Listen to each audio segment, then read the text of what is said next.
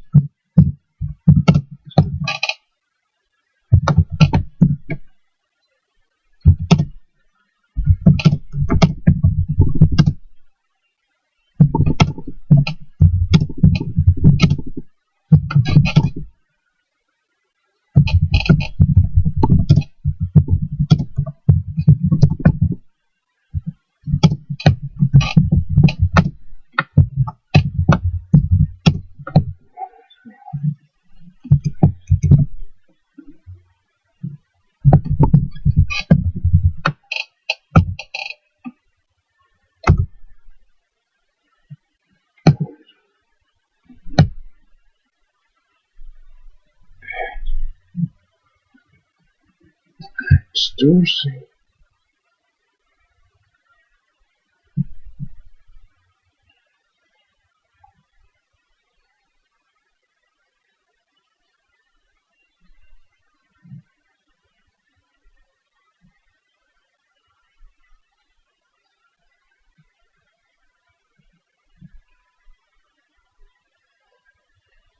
Isn't it talks still?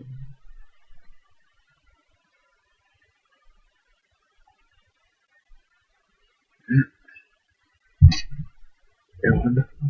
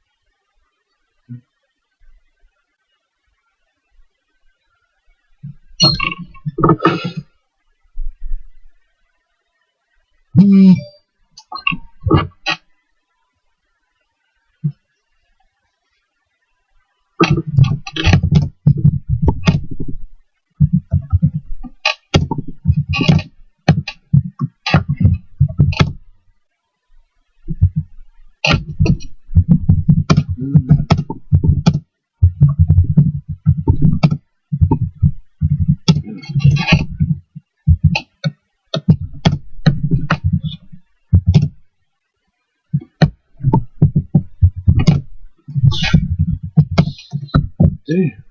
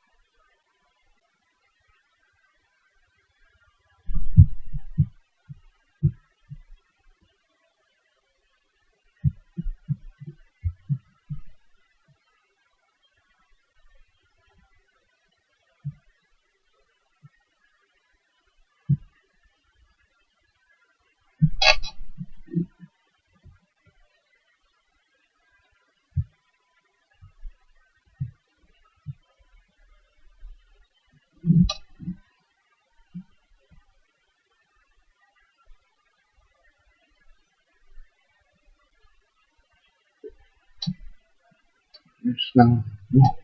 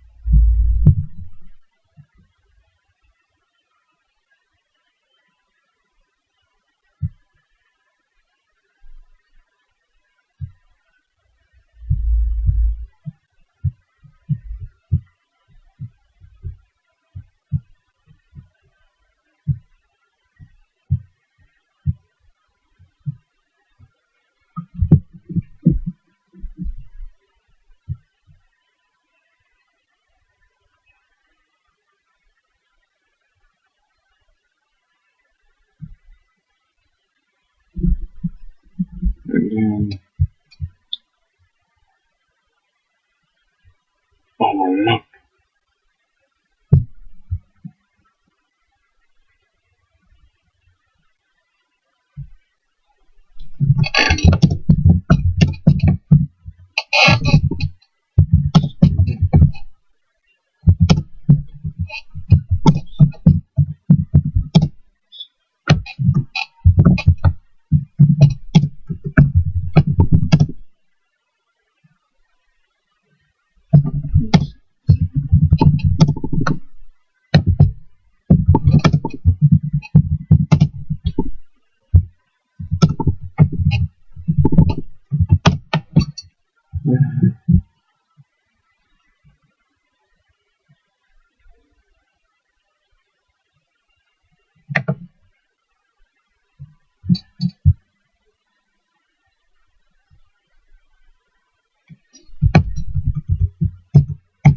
Yes.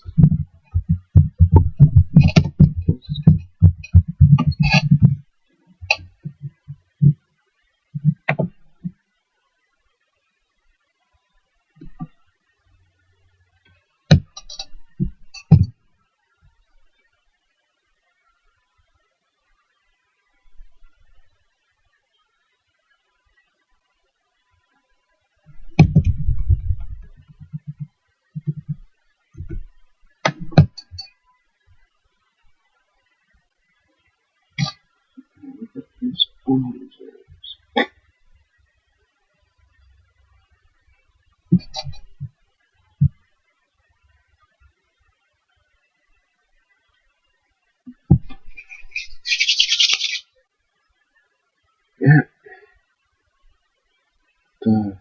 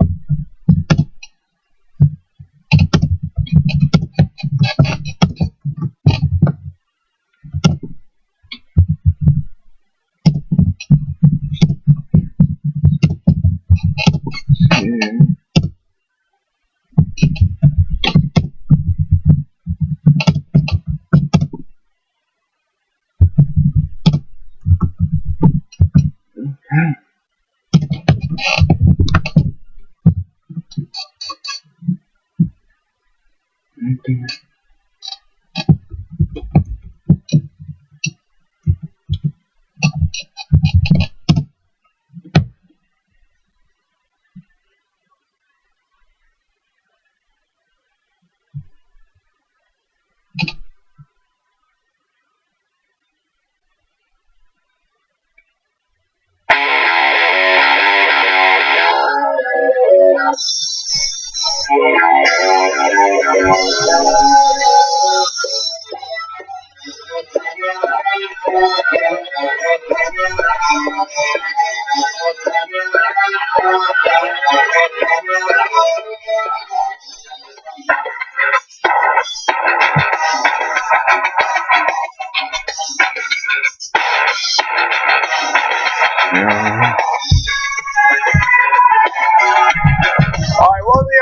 Thank you for Anna comparing with you guys. Anna's got her smart glasses on.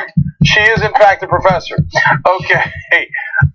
We have a number of stories for you that make my blood boil, and I will make other people's blood boil with comments I have about them, including the hurricane, which we're going to start with in a little bit. I'm told that my opinions are outrageous and unacceptable, and I will share them with you. And then, Sheriff Arpaio, one of the most racist guys in the country, but actually race is the least of his problems. In terms of the pardon, I'm going to tell you that that's the tip of the iceberg and what that could lead next with Donald Trump. And then in the second hour, I have to confess to being obsessed with the Taylor Swift story. Oh, really? Yes. And so now some of you might think, oh, well, pop culture, I don't care about that. Well, number one, you're wrong, because it drives so much of what winds up being our overall culture in the country. And then second of all, I think that story is wonderfully, fascinatingly controversial. Okay? And so I can't wait to adjudicate it. I can't wait to see what you think and what Brett thinks. That's in the second hour. Having said all that, Casper, go. All right. Hurricane Harvey has led to such severe flooding in the Houston, Texas area that now people are measuring the rainfall not by inches but by feet. Thousands, tens of thousands of people have been displaced, and unfortunately there have been fatalities reported. The number of fatalities are expected to rise as the story develops. Officials in Texas said Monday afternoon that at least 8 people appear to have died as a result of the storm battering the state.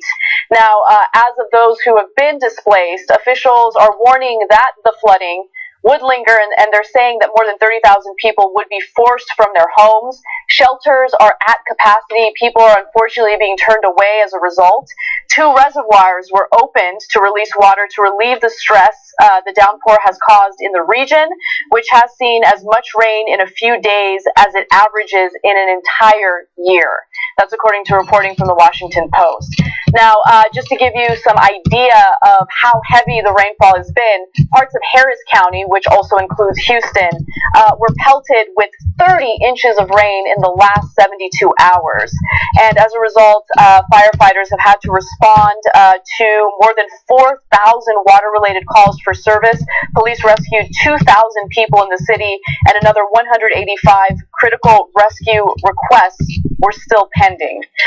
So it's been incredibly serious, and a 59-foot river level threatens to overtop many of the levees in our area. It exceeds the design specifications of our levees. That's according to a judge, Robert Herbert, who lives in the area. So, of course, as always, when these types of stories develop, there are questions about the infrastructure and whether or not it can withstand this type of storm. And so, obviously our infrastructure does need a lot of help. It's a devastating storm, a devastating story, and now the governor of Louisiana is asking Trump to call a state of emergency for the state of Louisiana because the storm is moving out of Texas into other states. Trump has called for a state of emergency in Louisiana as well. Okay, so let's talk about the ramifications of this and why this happened in the first place. So if you're one of those snowflakes who is going to get triggered when I say this has to do with climate change, go ahead and cry right now. If you're going to say it's too soon, I'm going to say it's too late. It's not too soon to talk about climate change. We should have talked about it a long time ago so the storms wouldn't be this severe. If you are a knucklehead who doesn't understand science and you say, oh, well, we used to have storms before, that doesn't answer anything. The question is, how severe are the storms? So, to give you a sense of what's going on here, the Brazos River, the previous record, not the average, the previous record for how high the river was 54.7 feet. In this case, it became 59 feet. 5 feet higher, obviously you can tell, about 5 feet higher than it has ever been. So there are 2 things that contribute to making these storms more severe because of climate change. There's actually a couple of others as well, but the 2 major ones are sea levels in the Houston region have risen by more than half a foot over the last couple of decades because the scientists told you the sea levels were rising, but you didn't believe them. What happens when sea levels rise? Floods. Massive. Unprecedented. Now they're calling this a 500-year flood. No, it's a 1-year flood you'll have another flood just like it next year. You had one like it just the year before in Louisiana. Now Louisiana is going to get hit again. You keep calling it a coincidence. It's not a coincidence. The scientists predicted it ahead of time, and it's now happening. The second contributing factor is temperatures. So when the temperatures in the region go up by 1 to 1.5 degrees Celsius, which they have, that roughly equals 3 to 5% more moisture in there. Hey, look at that, more moisture in the air, and you have these sustained, unstoppable storms that just keep raining and raining until we have historic floods. Is this, at a minimum, partly due to climate change? Absolutely. This is what climate change looks like. It's not that storms didn't exist before. Of course they did. It's that it makes the storms more severe. And here you have a storm that is way more severe. I'll add one more thing. Now there's talk of rescues and assistance, and as well there should be, and there are some gross hypocrites like Senator Ted Cruz from the state of Texas, who when Hurricane Sandy hit the New York, New Jersey region, said we should not help those people. Now he's going around saying, oh, we need help, we need help. Of course you need help, and so the people in New York and New Jersey did. So we work together as a community and we stand up for each other. So of course we should be helping the people in Houston. But what we should not be doing is giving $1 in assistance to the oil companies that are now crying about how, oh my God, we're going to lose billions of dollars. Good. You're the ones who created this mess in the first place. You're the reason why we have the massive, severe storm that we did and the human toll that it took and all the damage that it causes the whole wide world. And the one time it hits you, you are not getting subsidies.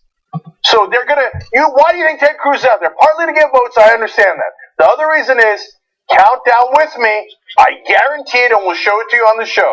He's going to ask for subsidies for the oil companies that started this mess in the first place. So Mike Pence was already asked about the oil companies and how they're suffering as a result of the storm. And he said, look, our number one priority at the moment is to make sure that we save lives and we ensure that everyone is safe. However, after that, there will be talk about providing loans to, he said, small businesses that have been hurt in the area. That is their number one code word for big business. When they say small business, we track it. The money goes a little bit to small business, but the lion's share always goes to gigantic, multinational corporations. ExxonMobil had refineries down there. ExxonMobil is not a small business. You want to help a local guy who's running a market in Houston? I'm right there with you. That's the point of government. We stick together. We help actual human beings. You want to help ExxonMobil? That over 40 years ago, this is a story that just came out at the end of last week. Over 40 years ago, had conclusive evidence that climate change was happening, and it would lead to catastrophic storms. So when one of those storms finally hits an ExxonMobil oil refinery, no, we are not going to help. Those guys have been causing this damage and making all of us pay the cost all across the world. Did they chip in? No, they took all the profits home. When it hits them, let me just say I'm not sad about it. And under no condition should you take hard-earned U.S. taxpayer dollars and give it to ExxonMobil who created this mess. So we will fill you in on the story as it develops. As I mentioned earlier on, more fatalities are expected, and the storm is now traveling to other states as well. But I do want to talk a little bit about the reaction to this storm and the response by the federal government, because that is incredibly important. So let's move to that. The federal government has responded to Hurricane Harvey, and they've done it swiftly. And to be quite honest with you, they have allocated the necessary resources to ensure that lives are saved and people are rescued. So first, I want to make a point about Mike Pence versus Donald Trump. Mike Pence seems to be taking the situation very seriously, as he should. In fact, the White House announced that Trump will visit Texas, but he'll do so tomorrow on Tuesday. Mike Pence said the following: I know the president and the first lady have been very anxious to come to the area to see firsthand the efforts that are underway. He's deployed the full resources of the national government. People can just be confident that as we move through this rescue operation, that we're there for the long haul. We're there for the long haul with Texas through this recovery effort, but now is the time to focus on life-saving efforts. Also, Donald Trump tweeted about the storm, and the tweets seemed almost a little celebratory and self-congratulating, and they were met with criticism. Let me share them with you. He said, wonderful coordination between federal, state, and local governments in the great state of Texas. Teamwork, record-setting rainfall. Okay, he also continued to say, wow, now experts are calling Harvey a once-in-a-500-year flood. We have an all-out effort going, and going well. Finally, he says, historic rainfall in Houston and all over Texas. Floods are unprecedented. He spelled precedented right. Wow. And more rain coming. Spirit of the people is incredible. Thanks. So, look, the resources from the government have been allocated to Texas, as they should be. However, Christina Wilkie, who's an investigative reporter, tweeted out something that I thought was a little interesting. I wanted to share it with you guys. So Mike Pence was in the Situation Room working with officials in regard to the response to this storm. And for some reason, Donald Trump wasn't there. He was at Camp David. So there's the tweet in question. Now, Donald Trump was also tweeting about NAFTA in between tweeting about what was happening with Hurricane Harvey. He was complaining that Canada and Mexico have been extremely difficult in the negotiations over NAFTA. And then he says that he might terminate any agreement with them. Whatever. But Mike Pence seems to be taking it a little more seriously than Trump, and Trump was also asked about the situation in Texas, and here's what his response was. Take a look.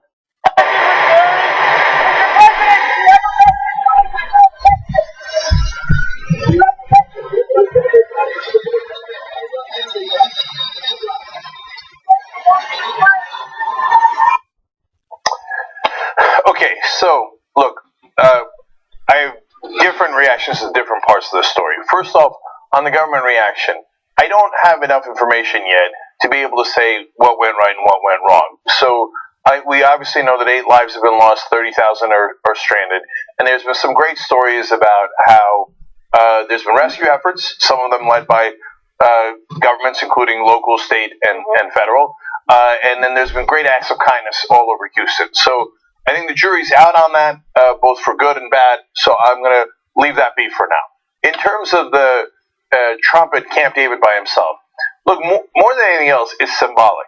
It's a president who's isolated, not part of the decision-making. Now, I know what people will say. They'll say, no, I mean, he's dialing it in. He's literally phoning it in. And he's part of the process. But he's just so obsessed with it. Every weekend he has to get away. Every weekend he's got to go to Mar-a-Lago or his golf course in New Jersey or wherever. And so he's on yet another retreat. He's all by himself. Everybody else is taking this super seriously. I mean, he doesn't have enough sense that even on the optics, hey, maybe I should have my sleeves rolled up and be in the Situation Room. That's right. Exactly. I completely agree with you. Now, in terms of what I know the federal government has done so far, there are about 5,000 FEMA employees on the ground in Texas trying to help out, which is great. The National Guard is involved. So based on what we know now, it seems as though the federal government is taking it seriously and they are allocating the appropriate resources to respond to the situation. However, responding is one thing. But what we're doing right now is we are putting a Band-Aid on a gushing wound. As Cenk had mentioned earlier in the show, these extreme weather conditions are becoming more and more common. We're seeing them every single year. And so at this point, you would think that we would have appropriate, methods or strategies in place to mitigate these situations before it happens. And unfortunately, it doesn't seem like we do. So just to give you an example, after the terrible situation occurred in Charlottesville, President Trump decided to give a speech on how he plans on improving infrastructure. During that speech, there was a tiny little component of it that I think a lot of people missed. And luckily, Jonathan Larson, who is the TYT news editor, brought it to my attention. So Obama in 2015 had signed an executive order known as the Federal Flood Risk Management Standard. And it essentially indicates that any type of government, federal government, infrastructure project or building project would have to meet certain standards to help prevent severe damage due to severe flooding. Well, Donald Trump decided to come in and say, nah, I don't like it. He wants to scrap it. So the Obama-era rule, let's go to graphic 39A, the Obama-era rule gave federal agencies 3 options to flood-proof new infrastructure projects. They could use the best available climate change science. They could require that standard projects like roads and railways be built 2 feet above the national 100-year flood elevation standard, and critical buildings like hospitals be built 3 feet higher, obviously because of raising water levels, right? Or they could require infrastructure to be built to at least the 500-year flood plan. The order did not regulate private development. But Republicans kept complaining about it. Oh my God, this is going to hurt businesses. This is going to be too expensive. Well, what do you want to do? Because right now we have rising sea levels. We have extreme weather conditions. We're not doing anything about climate change. We just pulled out of the Paris Climate Agreement. And so we're going to have more and more of these floods. And so how does it make any sense to scrap this executive order by Obama? The only reason why Trump wanted to do it is because he just wants to do the opposite of anything Obama did. No rhyme, no reason, no logic. So there's a couple of elements to this. Number one, Republicans always complain about regulation. Well, that's regulation. You know why? Well, another piece of regulation is in areas prone to earthquakes, like in California, you make the buildings, to the best of your ability, earthquake-proof, so that they don't immediately crumble when you get hit with an earthquake. And you make them be able to withstand stronger and stronger earthquakes. Now, if you don't have that regulation in place, earthquakes will hit and thousands of people will lose their lives when the buildings crumble. In this case, in areas that flood, you need these kind of regulations. So when they say, oh, we're against regulations, that means I'm not thinking. And the rule that Trump passed was, for every new regulation that's passed, you have to take away 2 regulations. Think about how blindingly stupid that is. I'm not going to consider what the regulation is. I'm not going to look at, hey, does that one make sense? Does that one not make sense? How much does it cost? What is the benefit? I'm just against it. Against what? It depends on the specifics. So we don't yet know whether the government did enough after the storm. But what the entire rest of the media is missing is what the government didn't do enough before the storm, whether it's regulations like that or fighting climate change in the first place. So this administration has done nothing to help the people of Houston avoid this mess in the first place. So we have William Brock Long, who's an administrator of the Federal Emergency Management Agency, FEMA. He said, quote, "We have not seen an event like this. You could not draw this forecast up. You could not dream this forecast up."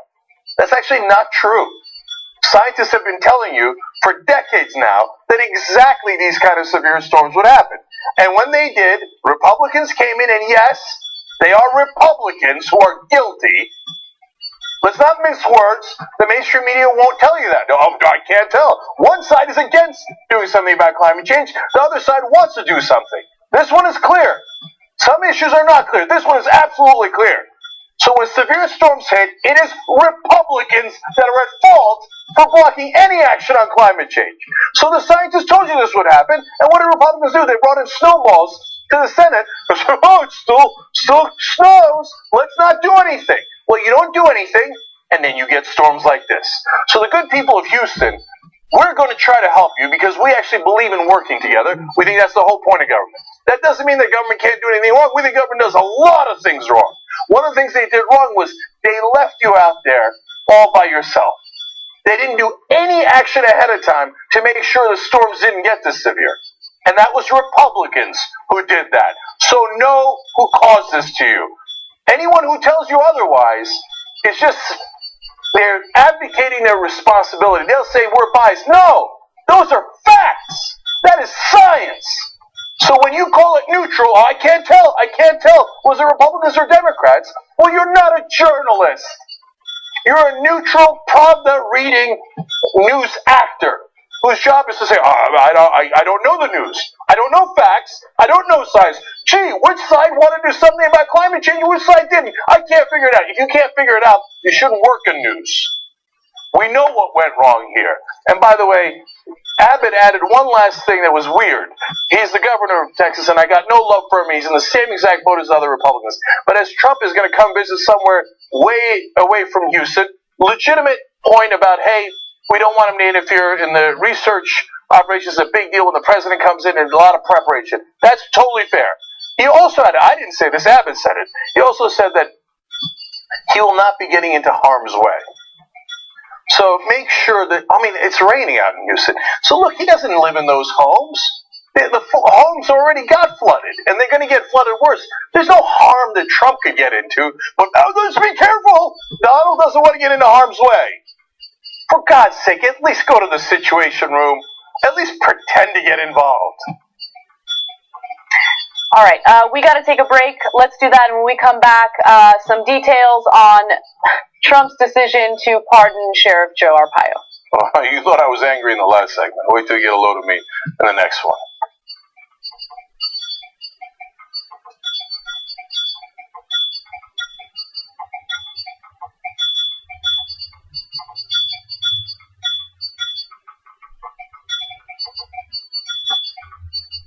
We talk about TYT Army being so strong. Usually they help us run our show. Now they're going to help us run the country. Oh, Like this. It's time that we reclaim democracy for the people. we had a huge victory for Wolfpack. When Lincoln said this was a country by, of, and for, he said of the people, not of corporations. Our representatives don't represent us. Whoa! Democracy! United! We are! We are! Too strong! Stop! There's thousands of volunteers, and you could be among them. With Wolfpack, the mission is so clear. Money is killing our democracy. 96% of Americans want it. When you get the power back, oh, that feels good. This is just the beginning. Go get them, man. Up and at 'em. Knock, knock. We're coming for them! Wolf-pack.com.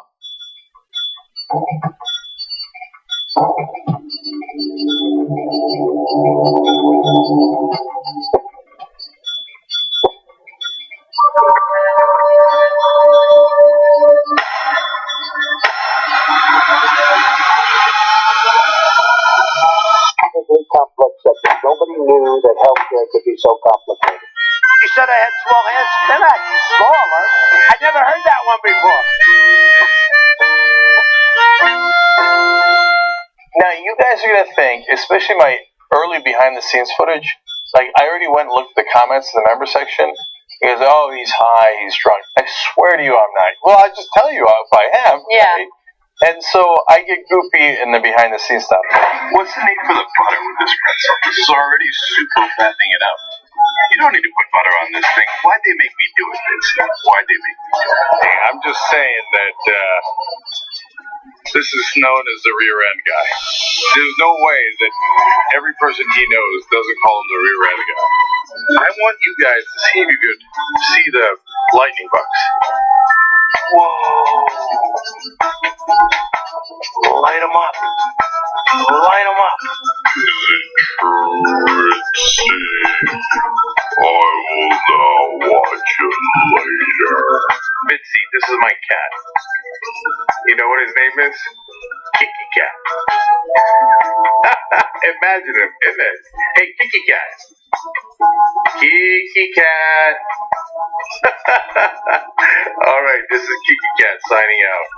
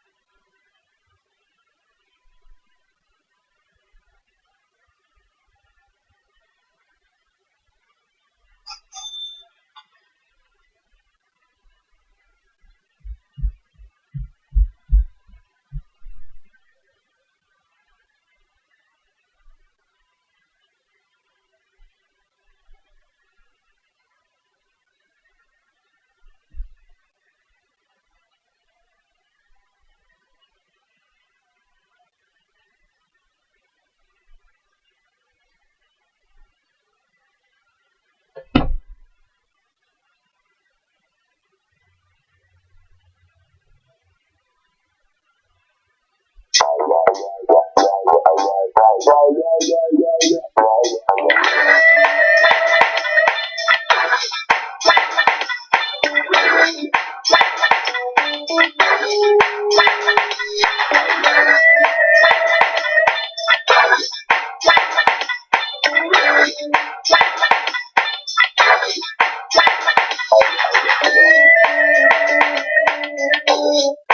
right, back on the Young Turks, Cenk and Anna with you. I'm going to read one comment from YouTube Super Chat. That must have been from the end of last week, but I like it. MK Homero writes in, we saw the post game, or I saw the post game. Anna, stay strong, you rock. Aw. And Cenk, you're awesome to stay loyal to the TYT crew. I thank you. Hashtag, nevertheless, Anna persisted. Hashtag Cenk Bane. All right, okay. All right, thank you. You can see the post games by becoming a member at tytnetwork.com/join. Now, let's go to Commander and Gift tweets today. Privatize the profits, socialize the loss. That's what we talk about here. That's what the oil companies are doing. Ryland Dawson says, love the fire, Cenk. Oil companies got us into this mess, and as always, it's up to progressives to get us out.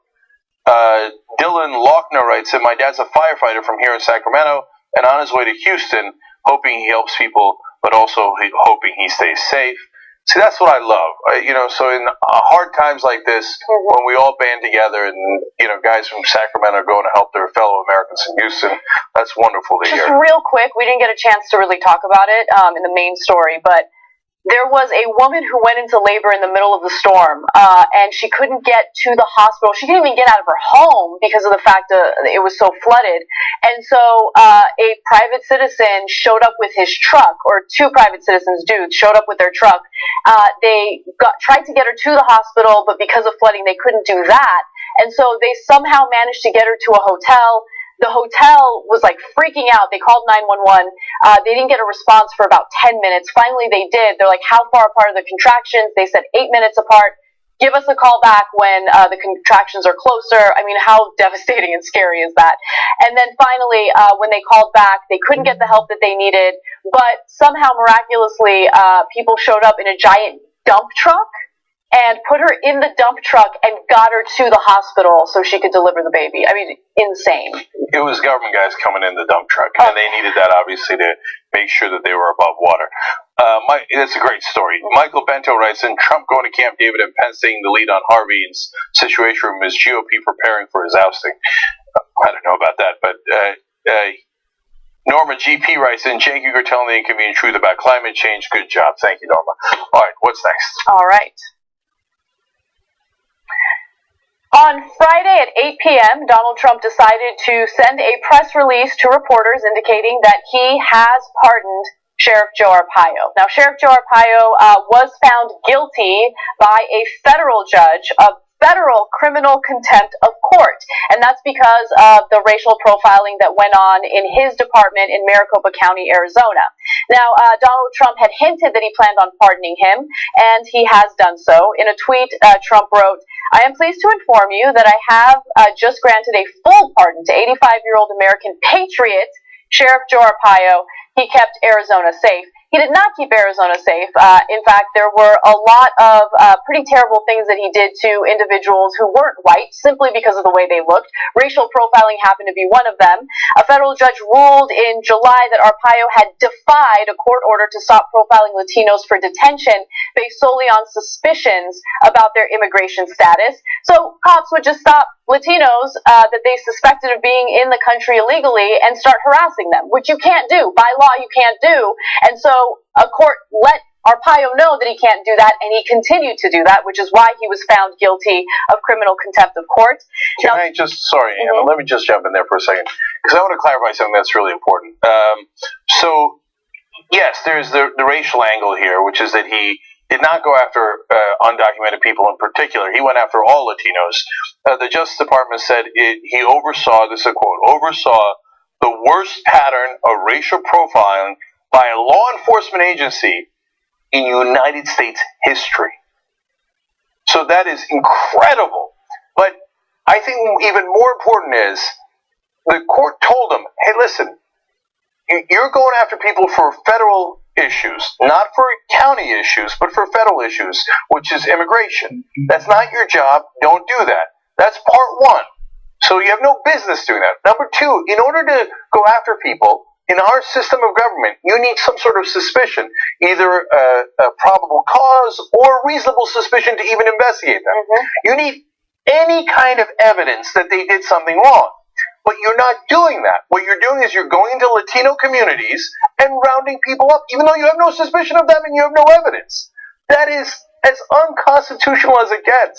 That's as un-American as it gets. It's against the law. It's against the law. And the person who decided to pardon him was the same individual who said over and over again on the campaign trail that he was in favor of law and order. In fact, let's take a look at what Trump had to say during his RNC speech.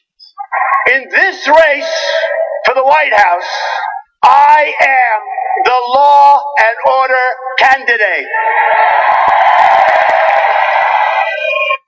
So I hate Republican marketing. Well, the only thing I can't stand more is that the Democrats are so incompetent they can't counter it. He is not for law and order. So when you don't listen to our court system and you reward that, you say, okay, this guy didn't listen to the judges, he didn't listen to the law, even though he was supposed to be executing the law. And you say, congratulations.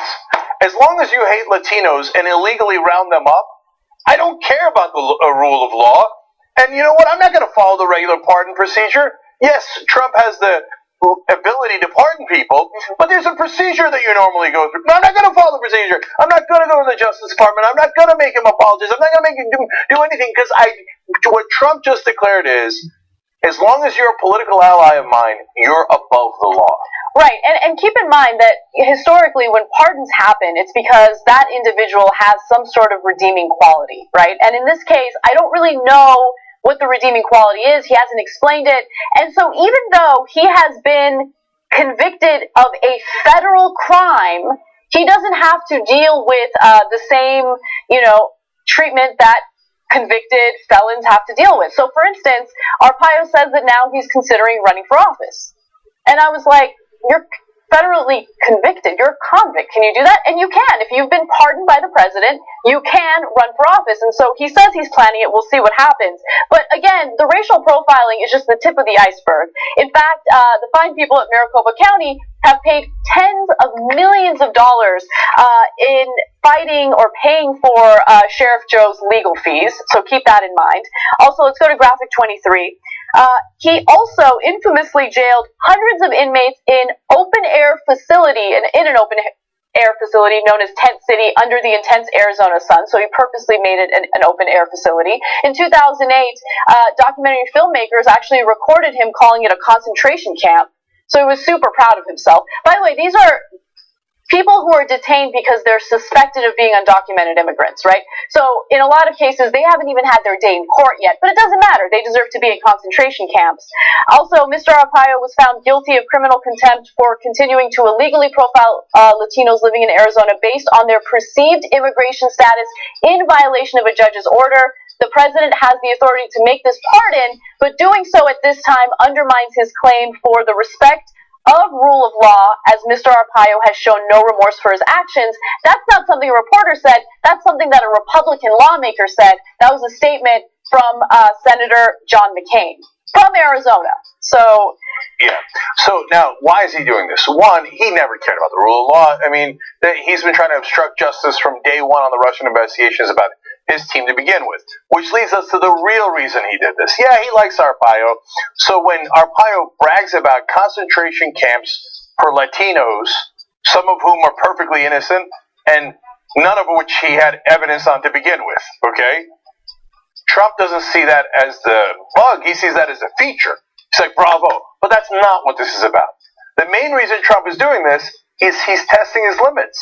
He's like, well, if I can pardon a political ally like Arpaio and there's no consequence, well then, if Mike Flynn is going to turn evidence against me for my campaign and my administration, and Paul Manafort, my former campaign manager, if they say to him, hey, you must answer to Congress, otherwise you're in contempt of Congress, or you must answer a subpoena, or you're in contempt of court, he's telling Manafort and Flynn, it's okay, I'm going to pardon you. I just did a pardon of Arpaio, another political ally, who was in contempt of court. That's okay. Be in contempt of court. block the investigation. So, look, if he pardons anyone from his own campaign or his own administration, it is definitively grounds for impeachment. That is obvious obstruction of justice. If you don't stop him there, then we become a totally lawless country. Then he can commit crimes, pardon himself. His administration members can commit crimes, pardon themselves. And they go, oh, you can't collect evidence because we won't give it to you. Well, you're in contempt of court, don't care, pardon. So if we don't act now, we lose our democracy. It's not an overstatement. This is exactly how dictators begin. This is exactly how fascism begins. Where a strong man comes in and says, I'm not going to follow the law, and I don't care what judges say. I'm above judges. And that's just not the case. That's not our system of government. And if we allow it to be our system of government, he will continue to abuse it. So I don't know if the Republicans have it in them to say, well, this is the line in the sand. If you pardon anyone related to investigations of your administration or your campaign, we will go for impeachment. And if they don't, they should all be voted out. Otherwise, we're not going to have laws in this country. We're going to have strong men who don't believe in our democracy. All right. One last thing, guys. So one last thing on Sheriff Joe Arpaio. He got the pardon from Trump, and he wants to give credit to someone. You know what we gave credit to? Alex Jones. So on Wednesday, he said he thanked Alex Jones for bringing the case to Trump's attention, and he said otherwise Trump wouldn't have heard about it. Now it's perfectly possible that that's true. Trump had gone on Alex Jones' show during the campaign in December 2015. He said about Jones, quote, "Your reputation is amazing. I won't let you down." Alex Jones claims that he has talked to Donald Trump since he has become president. And we know that right-wing outlets, whether they are insane or not insane, have some of their stuff printed out and put in front of the president in files so he can look at them and make decisions based on right-wing conspiracy theories. So I want to, look, if you've never heard of Alex Jones, God bless your heart. If you have, and you haven't, all you've seen is some of the conspiracy theories or that he's generally against the government, you might not know how crazy he is. Now, a lot of people by now know that he thinks that there's something in the water that turns the frogs gay. Okay, he thinks that there are aliens and satanic forces on Earth, and that they're secretly controlling us. He thinks the Rothschilds and the Rockefellers are going to kill 90% of all human beings on the planet. And you might have heard about Sandy Hook and how he thinks that was a false flag operation. This is the insane lunatic that Arpaio says, yes, thank God the president listens to this lunatic. I don't know if you heard one of the more recent ones. Alex Jones said that there are humanoids, quote, humanoids, and they are, quote, like 80% gorilla and 80% pig, and they're talking. So the president is listening to a guy who thinks there are humanoids that are 80% gorilla and 80% pig, do the math on that one, and that those are 160% bear pigs are talking humanoids. I'm sure he has some sort of product that he can sell us that can prevent us or keep us safe from these gorilla pigs that are running around. Sorry, not bear pigs, gorilla pigs. I just want to be fair and honest, Alex Jones. These are the lunatics running our country and breaking our laws and now getting away with it. Who's Alex Jones going to want to pardon next? And well, maybe the gorilla pigs. Maybe they need pardons. So Donald Trump might look into that next. These are the guys that are in charge. God help us all. All right. Moving on to some other news that is, unfortunately, just as devastating. Donald Trump plans to revive a program that provides local law enforcement with militarized weapons. Now, this was something that President Obama decided to rein in when he realized that local police forces were heavily militarized and it was leading to problems within communities throughout the country. However, Trump believes that reviving this program is just a great idea. So let me give you the details on that. He will revive a program that provides local police departments with surplus military equipment, such as high-caliber weapons and grenade launchers. Trump plans to sign an executive order doing this, and it will undo an Obama administration directive that limited police agencies' access to camouflage uniforms, bulletproof vests, riot shields, firearms, ammunition, and other items. Now, the Trump administration is arguing, and police unions are arguing, that the cops need these militarized weapons because of the threat of terrorism. They want to make sure that they keep themselves and their community safe. But in reality, these militarized weapons have been used for things like drug raids. They've been used at protests that, they apparently don't like. And so it leads to a lot of distrust toward the police. It's led to a lot of problems, which is why the Obama administration decided to rein this program in. President Barack Obama issued the executive order back in 2015 that severely limited the surplus program, partly triggered by public outrage over the use of military gear during protests in Ferguson, Missouri. Police responded in riot gear and deployed tear gas, dogs, and armored vehicles. At times, they also pointed assault rifles at protesters. Now, to be fair, they did the same thing to the Nazis in Charlottesville. Oh, no, right, they didn't. That's weird. When Nazis came into town and committed gross acts of violence, not only running over and killing Heather Heyer, but also beating a black man in a garage, 10 staples in his head. Also a guy firing his weapon who's a Grand Wizard of the KKK. But no armored vehicles and no military outfits there. But in Ferguson, it was black people who were protesting being shot and killed by the police. Wait a minute, time to bring out the tanks. So I wonder if this has been used disproportionately. But I want to give you context that's very important. The list that Anna read you are stuff that Obama said the police can continue to get from the military.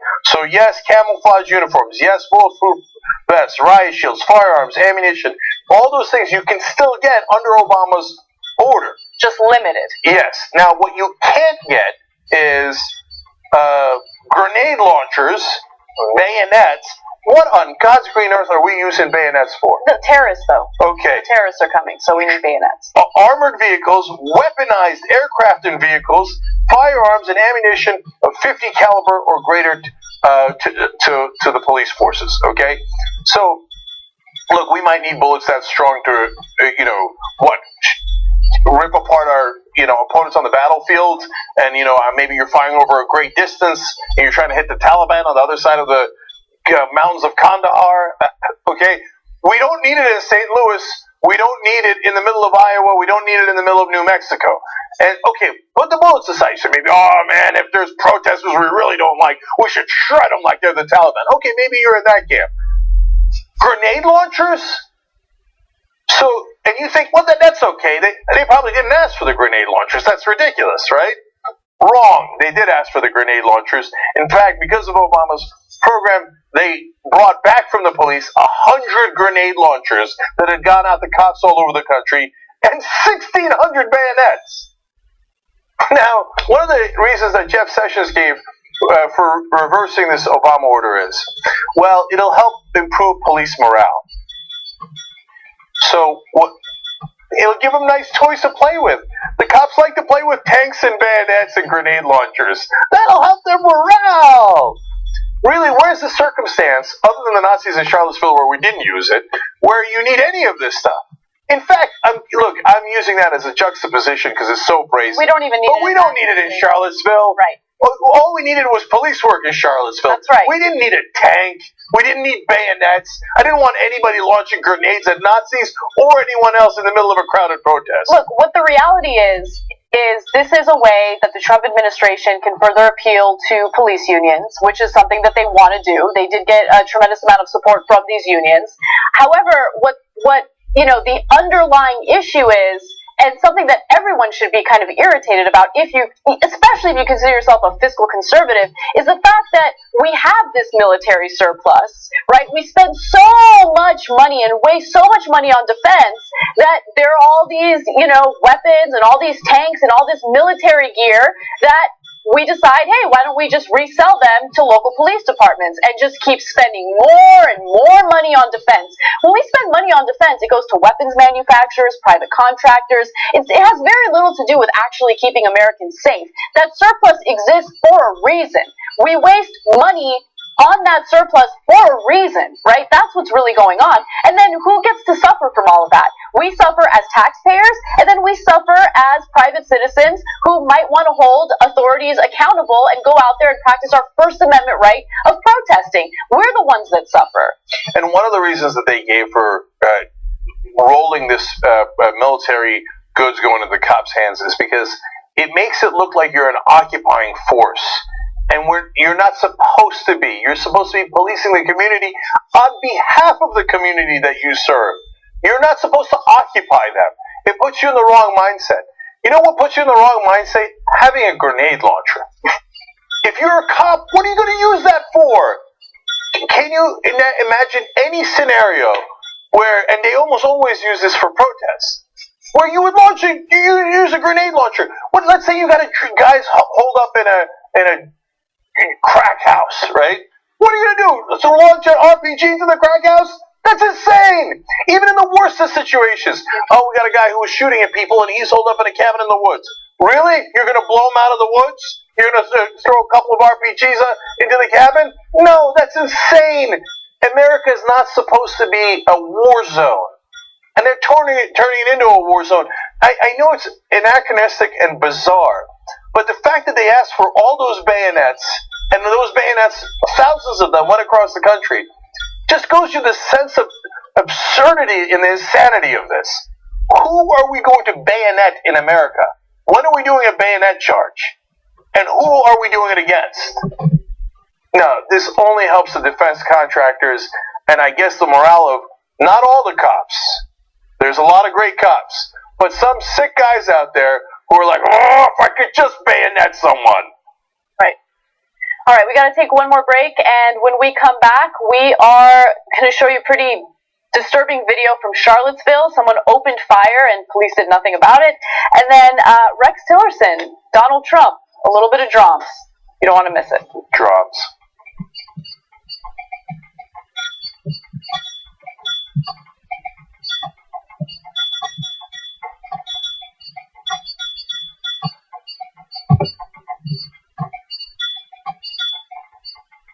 Brett has a cat. Yeah. I'm moving away from the controversial stuff we were discussing prior to this going live to talking about pussy. Mm-hmm. It's a pussy cat. Here's the thing. I think the cats are dumber. Everyone thinks that cats are smarter because they found a way to just, like, not care about you and have a home and food. Right. Like, cats are stupid. They're like children. Like, cats, everything they do, it's like, cat, do you want to take a bath right now? Yeah. Because you're fucking gross. And they're like babies and like toddlers. We're like, no, this is how I do it. Yeah. I just lick it. And you're like, are you sure that's a good idea? Because I think you might get hair caught in your throat. And the cat's like, no, it's fine. They're stupid. And then, like, they're just like babies where it's like, I pooped, and then it's like, did you want to poop outside? No, I poop here. It's fine because I bury it. Like, they're idiots. They're like children. And then dogs are like husbands in sitcoms. Why? Where they're just like, listen, when do we eat? And I love you for that. Also, I'm going to try to have sex with you. If you don't want it right now, just roll up a newspaper and hit me. That's so true. Although Charlie never tries to hump me, always tries to hump Christian. But you know what? Are you jealous by that? No, I'm not jealous. I just think it's interesting because I think Charlie might be a gay dog, and I love him no matter what.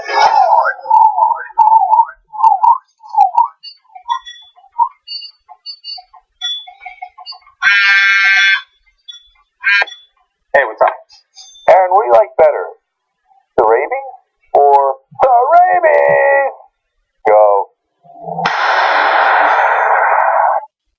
Hey guys, welcome to TYT Sports. Ben Mankiewicz here, and we have a new guest to introduce. Delighted to do this. Francis Maxwell is our World Cup expert. We're going to start here with Group A, which is Brazil, Croatia, Mexico. Brazil or Croatia are going to win this group. Unless weather hit Croatia, then maybe Cameroon. Mexico has no chance. You know who has no chance? The U.S. Literally no chance. Well, not sure if you're trying to piss me off or something, but not quite. What I told you about Mexico was a fact. What you were talking about U.S. was simply an opinion. USA has no chance.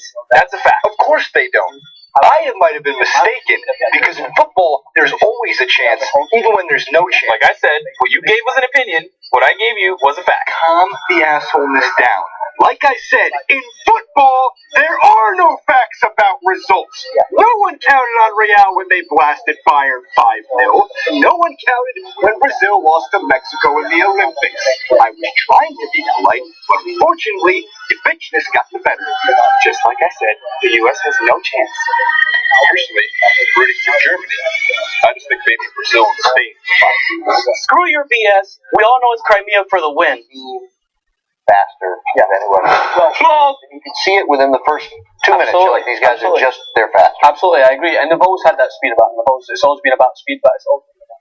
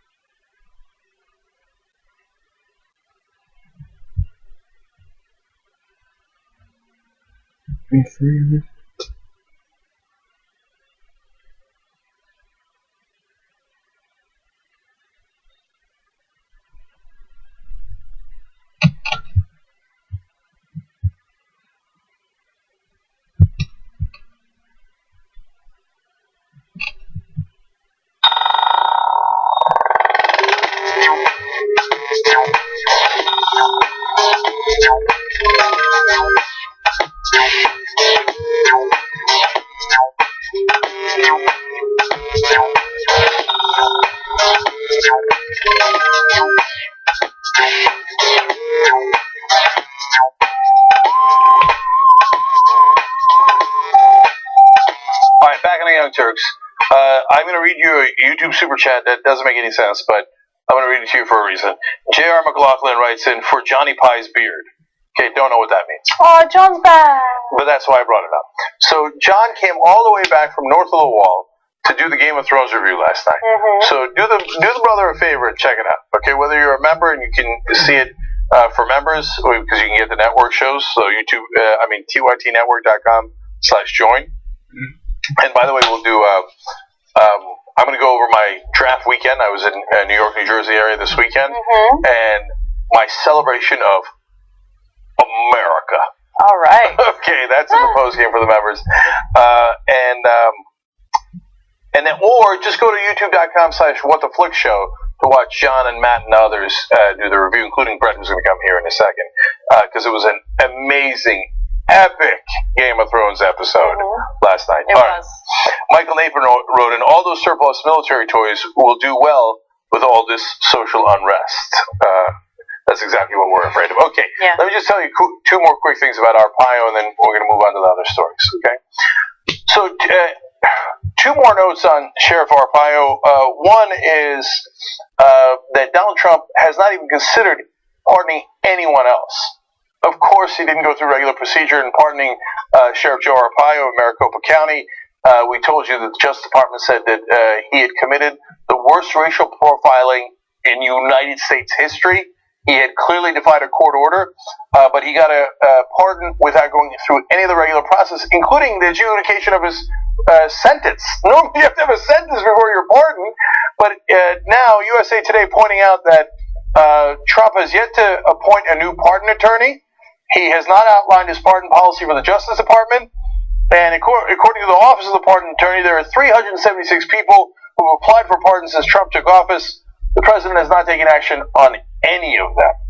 So, not only has he left those guys without any word at all, he hasn't appointed anyone, he hasn't set any guidelines, because he doesn't care about the rule of law, he doesn't care about doing things right, he doesn't care about being president and all the heavy responsibility that comes with that. He's like, Joe, I like Joe. Joe's an ally of mine. he set up what he called concentration camps. Arpaio said that, it's on tape, for Latinos. Oh, I like that. I don't like Latinos, right? And if I pardon him, maybe I get to pardon the criminal actions of my own administration. You know, Arpaio also, in the early 2000s, entrapped a teenager to make it seem as though that teenager had an assassination plot against him. That teenager lost 4 years of his life until the case finally went to trial and the jury found him not guilty because his lawyers proved that he was entrapped, okay? By the way, again, the fine people of Maricopa County ended up paying $1.1 million in that case. Arpaio is obsessed with publicity. He literally took 4 years of that teenager's life because he had to spend time in prison awaiting his trial. I mean, he's just a bad guy. And time again, he is proven to be a bad guy. But Trump doesn't care. I don't even know if Trump really knows, you know, the extent to which Arpaio refused to follow the law. But, you know, in regard to all those other people who have applied for pardons, yeah, Trump doesn't care. In the case of Arpaio, it's you scratch my back, I'll scratch yours. You know, Arpaio spent resources from the county in order to send one of his deputies to Hawaii during the Obama administration to prove that Obama was not a U.S. citizen, that he wasn't born in the United States. What is the sheriff of Maricopa County in the middle of Arizona doing sending investigators to Hawaii? That has nothing to do with his job. But Trump sees that and he's like, oh, you hate Obama for being black? I hate Obama for being black. You like to put Latinos in concentration camps? That's what I like too. So the last thing on this, when they asked him, Jesus Christ, okay, you did this without any procedure at all. And but why did you bury it in the middle of Friday night news, in the middle of the hurricane? You know, you claim that you're fine with it, you're proud of it and stuff, so why did you try to bury the news? Why didn't you do it earlier in the week, etc.? He said, quote, Trump just said this earlier today. He said, I assume the ratings would be far higher than they would be normally because the hurricane was just starting. So instead of worrying about the lives lost in the hurricane, and he's not in the Situation Room, showed you a picture earlier, he's sitting in the Camp David all by himself, phoning it in. He's like, oh, he's worried about the ratings that Hurricane Harvey creates, which will then give him more coverage for pardoning his buddy. That's how this monster thinks. Okay. All right. Moving on to some other news. The ACLU has just released a video showing a neo-Nazi at the Charlottesville, Virginia hate rally firing a weapon at a group of counter-protesters. Now, they didn't want to release this footage until the authorities had seen it and identified the individual and had him in custody. But now that we can see it, it'll give you a sense of, you know, some of the violence that could be seen on the neo-Nazi side. Take a look.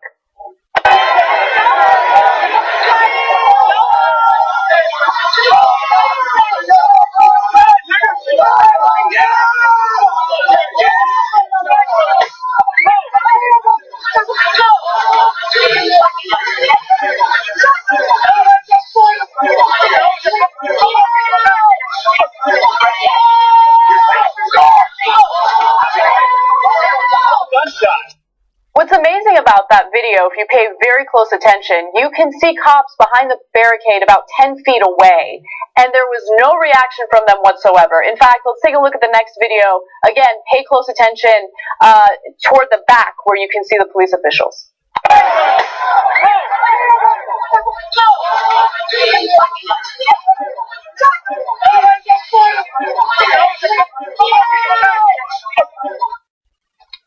That is unbelievable. He literally opened fire. There was no reaction from the cops. Now, the cops claim, or a spokesperson for the cops claim, no. I mean, everybody relax. They just didn't hear what happened.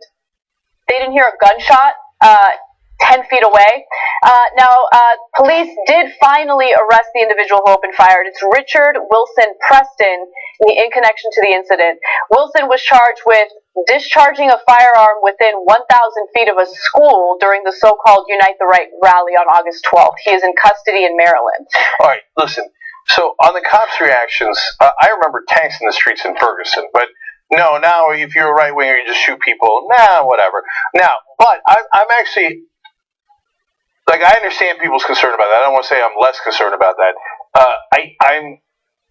I find it slightly more credible that in that atmosphere they might not have heard it. Okay, I'm giving you. I'm trying to be as fair as humanly possible. Okay, so maybe they didn't hear that gunshot. Maybe there's mayhem, etc. Although the cops look pretty calm. Okay, but to me the bigger problem is discharging a firearm within 1,000 feet of a school. That's the biggest charge he got. What about attempted He fired right at the guy. He fired. Why not attempted murder?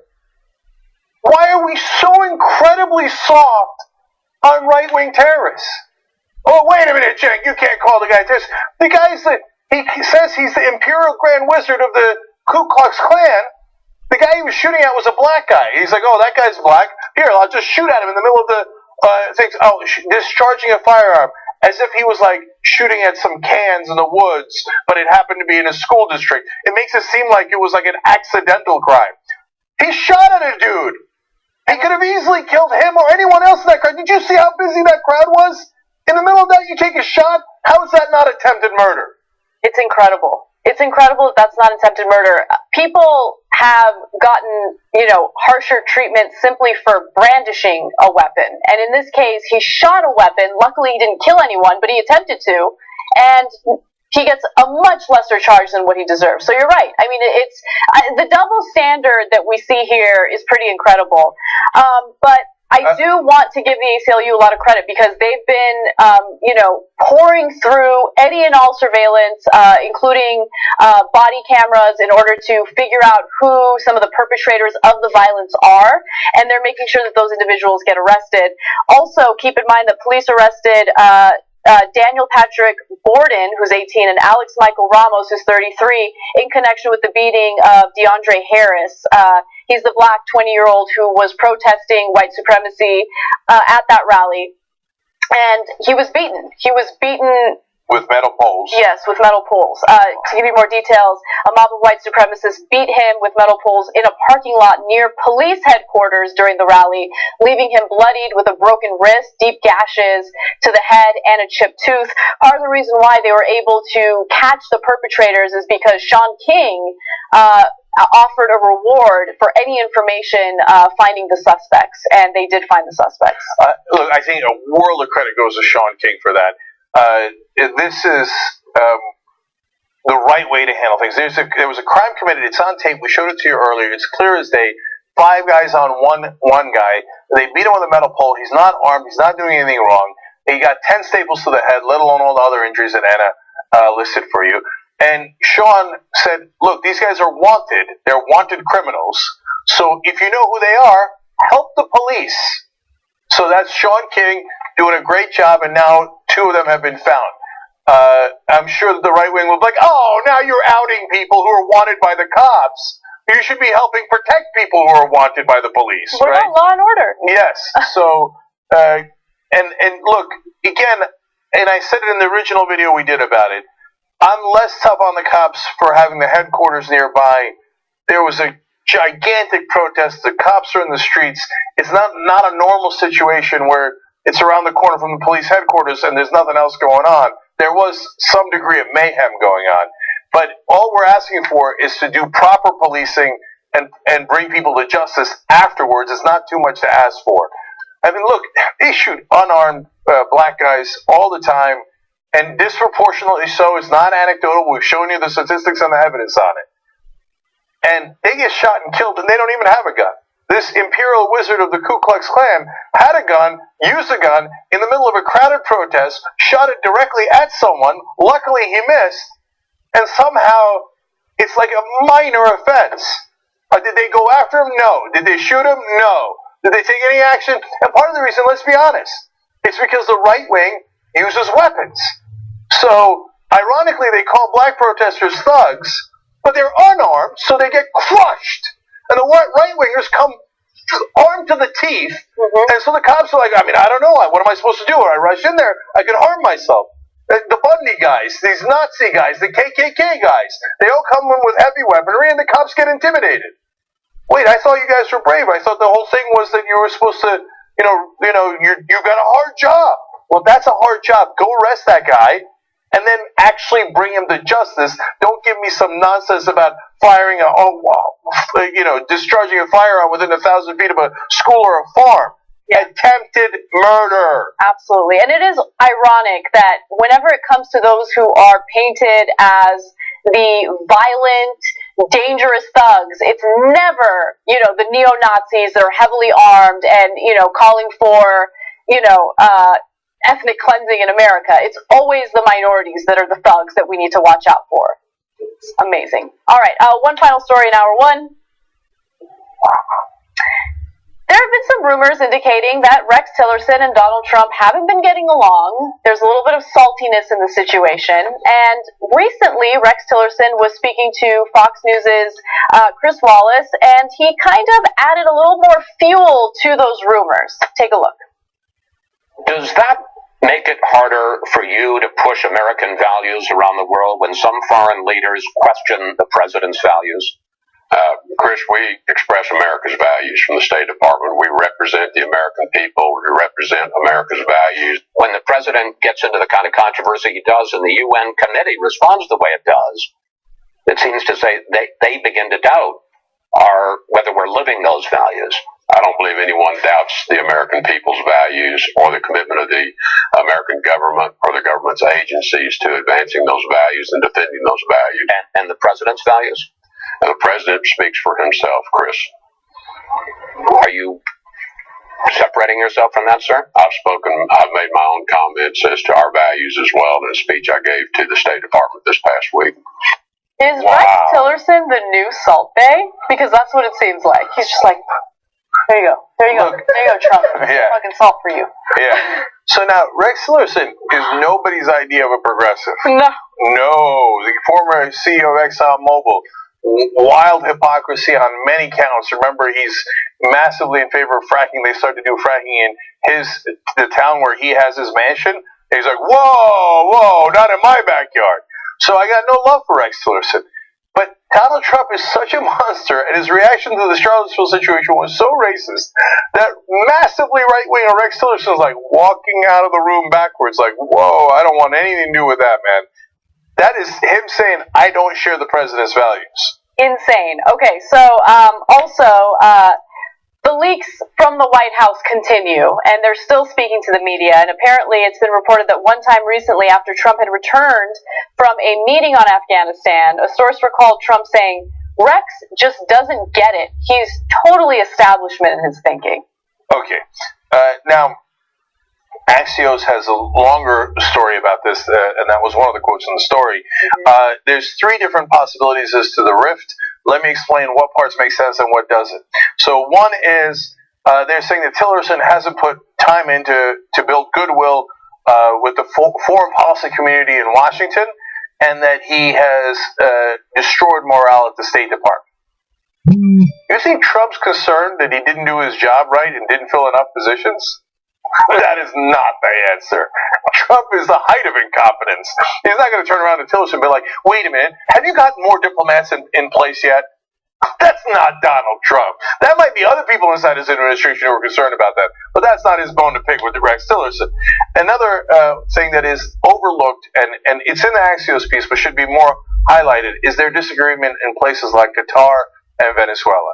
Trump has his own personal financial dealings in Saudi Arabia, and Saudi Arabia is beefing with Qatar. Mm-hmm. So Trump has said very aggressive things against the government of Qatar. Rex Tillerson is an oil guy. He was the CEO of ExxonMobil. Qatar has a lot of natural gas. Venezuela has a lot of oil. So he's saying, maybe we shouldn't do sanctions on Qatar, and maybe we shouldn't even do sanctions on Venezuela, because ExxonMobil doesn't like sanctions. In fact, that's the whole point of Rex Tillerson coming to be Secretary of State. He wanted to lift the sanctions from Russia, which cost ExxonMobil $500 billion deal. Mm-hmm. So that is one of the real disagreements. Now, the other thing is what you just saw out there, right? Mm-hmm. And Trump has been leaking against Tillerson, and that's Tillerson saying both this guy is too monstrous to defend on Charlottesville, and two, if you're going to dig at me, I'm going to dig at you. I mean, this was the CEO of, at the time, for a while, the #1 company in the world. He's not used to backing down. Mm-hmm. So they're butting heads in public here. yet another administration official which Trump is publicly throwing under a bus. Right. Look, the infighting within the White House has been chaotic, to say the least. I mean, I don't think it's unprecedented. I know that infighting has happened before, but not to this extent. And so many people have already been fired or forced to resign. There's one other small component that I wanted to bring up because it's not only important for the State Department, I think it's important for the safety of the country. So Republicans keep arguing like, oh yeah, we're going to keep the country safe. We're all about national security. The State Department is obviously critical when it comes to protecting the country and securing our national security. However, Donald Trump has still failed to name appointments for the State Department, and it's disastrous. So just to give you an idea, as of June 5th of this year, Donald Trump had only nominated 14 people, okay? And you might be thinking, and only about 7 of them, I believe, were confirmed. You might be thinking, oh, what's the big deal? Is that really that bad? It is bad. Just to give you an idea, in the Obama administration, around the same time, Obama had already nominated 37 people. There are so many unfilled positions within the State Department because of Donald Trump's incompetence, and Rex Tillerson is the Secretary of State. So do I think that's the primary reason for their rift? No, but I'm sure it's not making the situation any better. Well, look, on that one, they're both guilty. They both have no interest in diplomacy. Rex Tillerson didn't know word one about it. He was running an oil company. Right. So they're like, he's not filling it with any diplomats. He doesn't know any diplomats. Hey, I know he's supposed to do hard work. Also not used to that either, being in a cushy executive position. Trump doesn't want to do any hard work. He doesn't believe in diplomacy. That's the one thing they actually agree on. Who cares about the State Department? The things they don't agree on is Venezuela, Qatar, and the rest. So understand why they're actually fighting. Yeah. And it certainly doesn't have to do with, no, he's more incompetent than I am. They're perfectly happy with the incompetence. We'll see. Okay. All right. We got to take a break here. When we come back, I got a story wrong. I didn't get it wrong. I reported it as the media had it that day, but I should have done more due diligence, or I should have been more reserved in telling that story on day one, because it sounded fishy. I should have used my Mankiewicz antenna on that one. Mm-hmm. I'm going to correct the record when we come back. I want you guys to know the full story.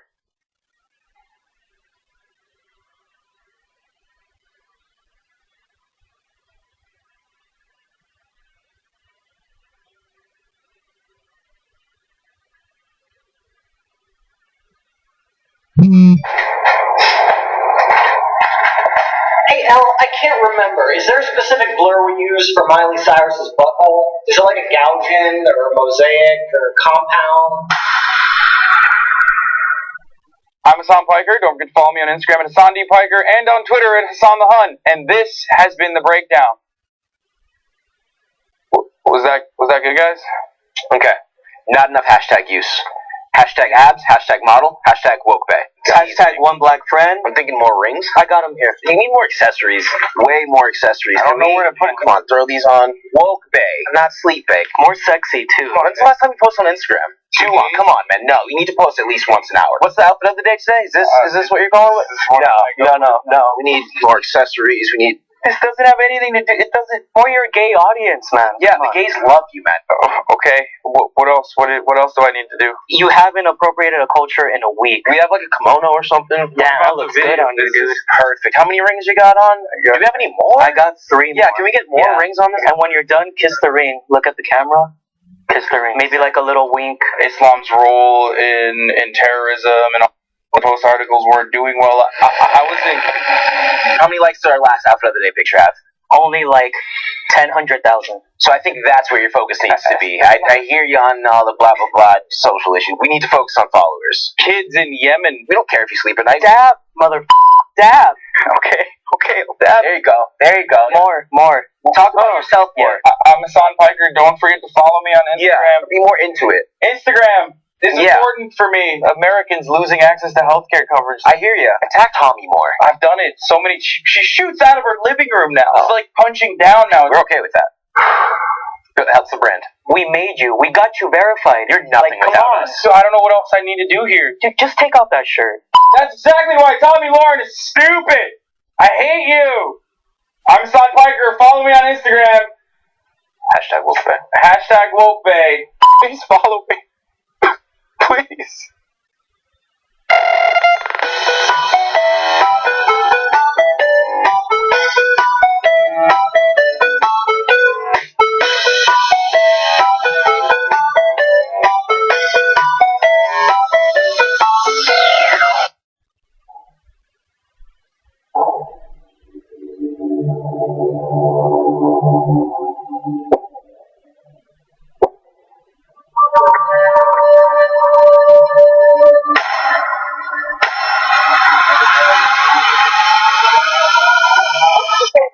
You have in common with your daughter? I was going to say sex, but I can't relate that. He said I had small hands. They're not small. I never heard that one before. I just shot a clip. It's time sensitive and it needs to be edited. Did anybody call for it? Editor.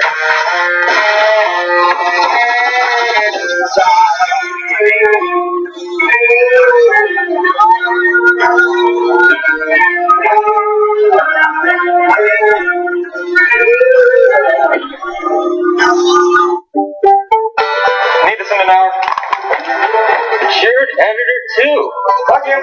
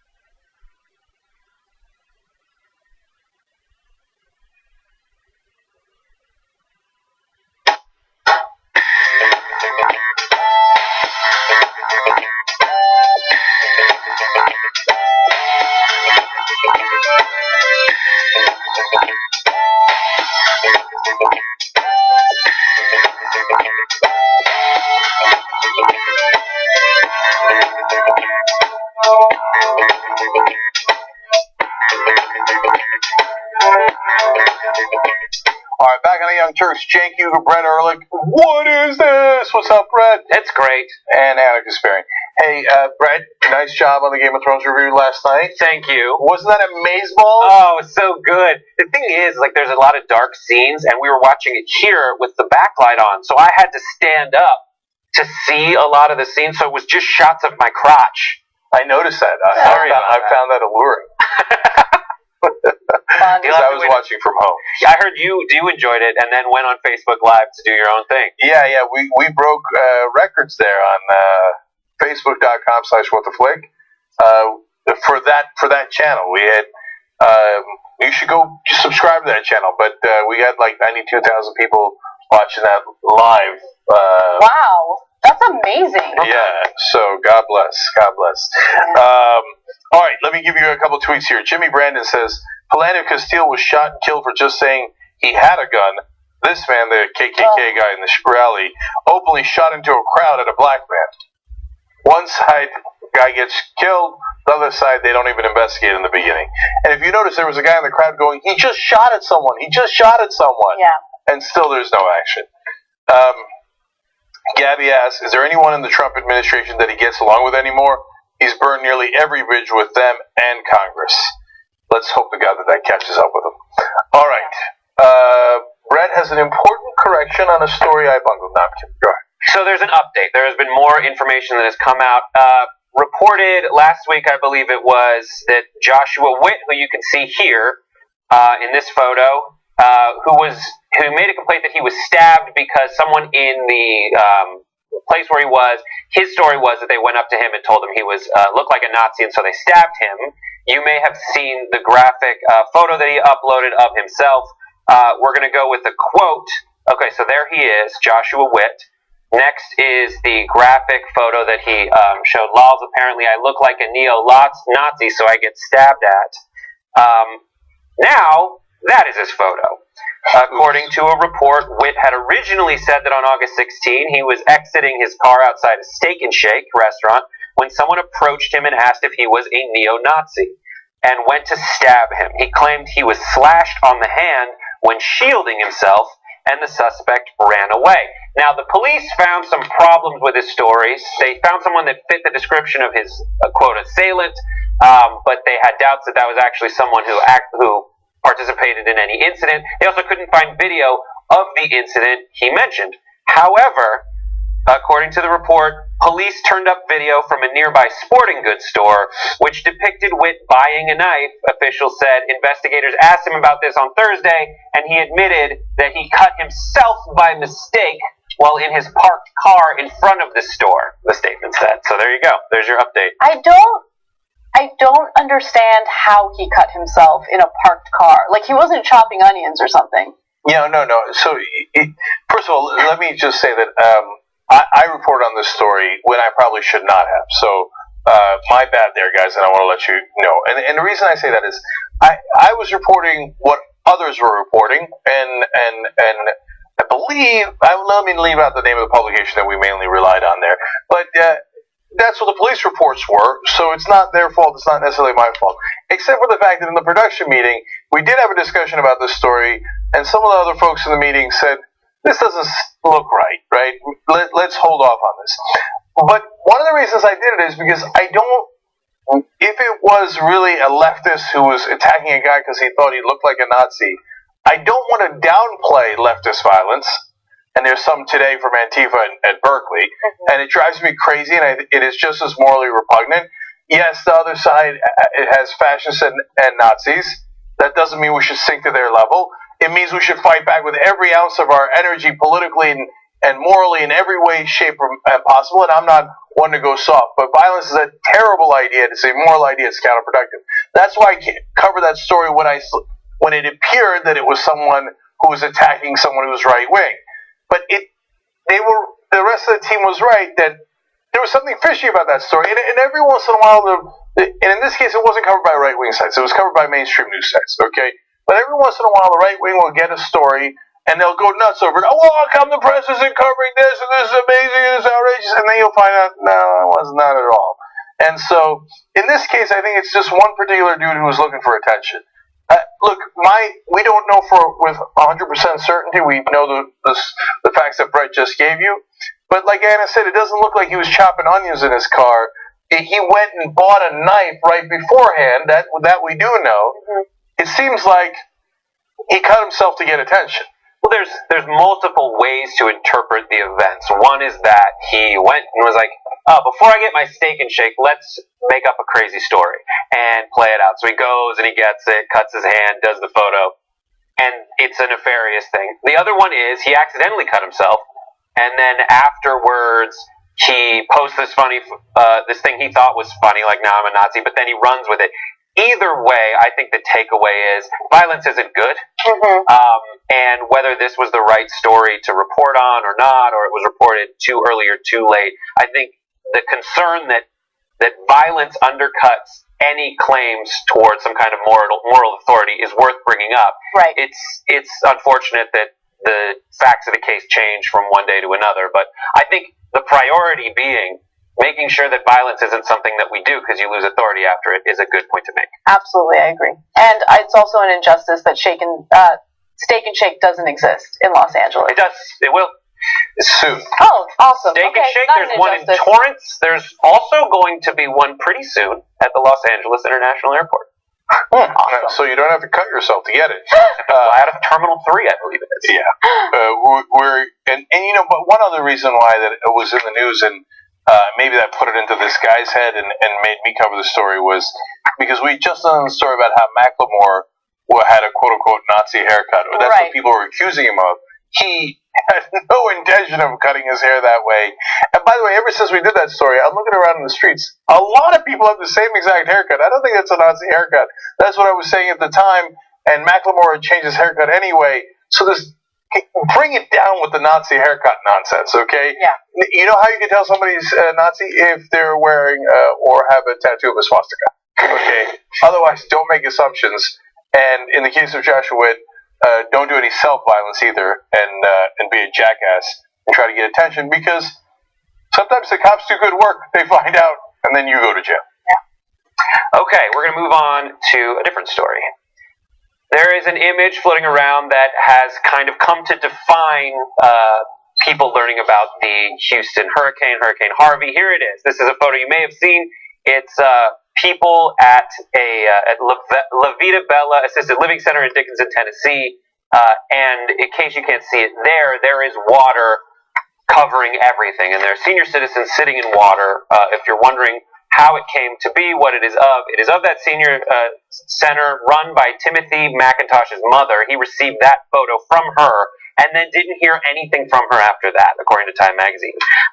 And then following that, he tweeted it, and there were thousands of people who retweeted it, and within a very short time, thankfully, folks came to the aid. According to the report in Time, emergency officials rescued 18 people, including 15 nursing home residents, from La Vida Bella Sunday afternoon. Dickinson Emergency Management Coordinator David Popoff told the Galveston County Daily News, "We were airlifting grandmothers and grandfathers," Popoff told the Daily News, and the McIntoshes reached out to tell people they were grateful for the show of support, saying, "We were very fortunate and are thankful for all the retweets, media contacts, and especially the promptness of Galveston Emergency Services, along with the National Guard. Altogether, they saved many lives today." Very touching story. I oftentimes complain about how terrible Twitter is, and how, detrimental social media can be, but here's one of the few cases where, it literally saved lives. And looking at that photo, I mean, if you really focus on every single person for a minute in that photo, it's kind of amazing because it almost seems as though they're just living their lives and they're not submerged in water, almost completely submerged in water. And I'm so happy that people stepped up and did something about this. I'm glad that the photo went viral and that no one died as a result of that flood in that assistance living center. It's just, oh my God, it's terrifying to me to think of family members who might be in that condition and might not get the help that they need to survive. So, look, we do commentary on these stories, so I'm going to do commentary, so I need you to calm down, okay? It is going to be somewhat political. And so the issue is government. Because there's talking points on the right that government is always bad. Big government is bad by definition. And my counter to that is, well, doesn't it depend? What is the government doing? If the government is invading a country that didn't invade us, you're right, big government is terrible. If it's getting inside our uterus, you're right. It's horrific. It shouldn't get between us and our doctor. Sometimes conservatives don't agree with that. But if it's going to the rescue of these poor women and other people in that assisted living center, it's wonderful. So it's not to say that proves that government is great on everything. No, we're not as black and white as the right wing. We're not as simplistic as the right wing. It depends. Sometimes government does wonderful things. Sometimes it does horrific things. So let's use our mind and our judgment to figure out which is which. If we had more government action, maybe we wouldn't have had as much climate change, and the storms would not have been as severe, and they wouldn't have been in this mess in the first place. If we had followed through on some of the regulations that Obama put into place to prevent further flooding in cities like Houston, maybe the flooding wouldn't have been as bad. So, and certainly, I hope we can all agree that rescuing people in need is a core government job. So, and look, on the other hand, for Democrats who sometimes make the same mistake and go, no, government's always great. No, when the politicians are legally bribed by their donors, it's not great. So let's use our minds and our judgment to figure out how much government we need. And in this case, thank God somebody showed up. Yeah, these are the weirdest feelings to go through because you see such devastation across the board. Houston is, that's one of my greatest fears, is a flat space in a flood. And Houston is a flood-prone district, bayous, ditches, and it is, one of our editors is from Houston, showed me a photo today of a giant freeway that looked like a river.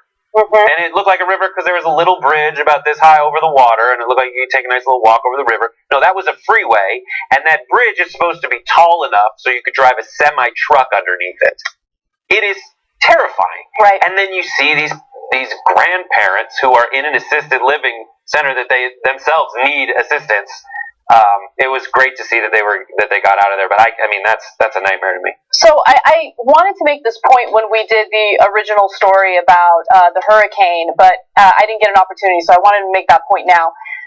Look, there's also an issue of how infrastructure is built in the Houston area. There's this great writer for the Houston Chronicle, his name escapes me at the moment, but he talked about how right now there is overdevelopment in the Houston area, which is flood prone, that unfortunately makes floods worse. And the reason why is because there are, grassy areas, prairies, things like that are better at absorbing the water. And now there's so much overdevelopment, people are building concrete over it. And obviously concrete doesn't absorb the water. And so it makes the flooding worse. And so instead of addressing that, there are lawmakers in the state that continue to deregulate certain zoning laws that lead to this kind of situation getting worse. And so it's something that everyone should keep in mind. It's not climate change is, exacerbating the issue, absolutely. The unwillingness to build infrastructure that could, withstand this type of flooding is a problem. And then this type of infrastructure that actually makes the flooding worse is a problem. So I remember when Inconvenient Truth came out over a decade ago, and they showed the possibility that some major American cities would be underwater, and conservatives laughed, like, that's ridiculous, they're not going to be underwater. Al Gore, you're nuts. Well, one of them was particularly about the World Trade Center, and in an Inconvenient sequel that just came out, they showed in one particular flood, the World Trade Center Memorial was underwater. Now, Houston, the fourth largest city in the country, underwater. And it's happened to time and time again in New Orleans, Louisiana. There was the biggest flood they'd ever seen last year. This is now being called a 500-year flood. I'm beginning to think it doesn't happen every 500 years. It happens very, very often and repeatedly because the storms are getting worse because of climate change. It turns out the scientists were right all along. Big surprise. All right, let's move on. Taylor Swift. Does everyone feel okay with that? I feel like we should take a break before Taylor Swift. That's a good thing, because everyone needs a quick rest to gird up their loins for analyzing the Taylor Swift video, because it might be the single most in-depth, highly image-laden video of our time. Oh, okay. Yeah, it's got controversy, and actually it's one of my favorite stories today. Yes. Let's come back and tell you what the controversy is, and it has a little bit of a political angle to it, too. And is she guilty or not guilty? We'll explain.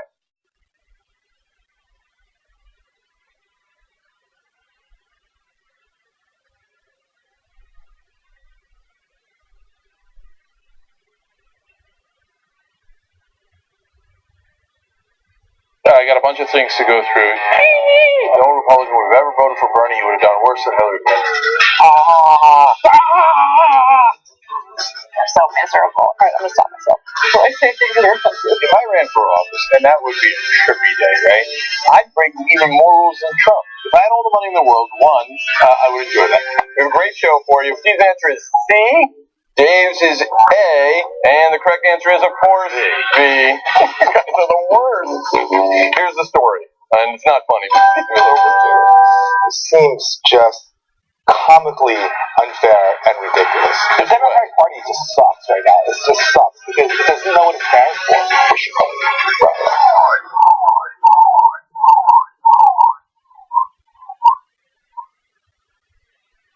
You trust the establishment media. The United States economy has never been better. Monetary policy is spectacular. Everybody thought Jamie Dimon was the king of Wall Street last week. Well, it might be Ken Lewis now. He takes the crown. The best sales force out there is Merrill Lynch, and now it goes to BMA. It's pretty amazing. Buying opportunity. I do think this is a buying opportunity. We're going to see a stabilization and just a tremendous snapback. The rally will be jaw-dropping. The Occupy Wall Street movement is not a spontaneous protest against economic inequality. This is what we mean by the establishment press. It is a well-thought out campaign to bring down the infrastructure of this country. The embarrassment is that I'm given credibility in this world because of the disappointment that the public has in what the news media does. I'm the former chairman of the Veterans Committee, and I learned a little bit about the cost it's trying to do, and I agree with them. It's to do everything that we can without going to war. So what do you say to your critics? I'm talking about Democratic critics who say, you know what, he's really just a socialist pacifist. I very rarely read in any coverage of Bernie that he's a socialist. Bernie Sanders is a socialist, for God's sake. Most analysts are saying that Hillary Clinton's going to win in a landslide. I continue to believe Mr. Trump will not be president. We got Trump at 279, 259. Wait a minute. I know you don't believe that.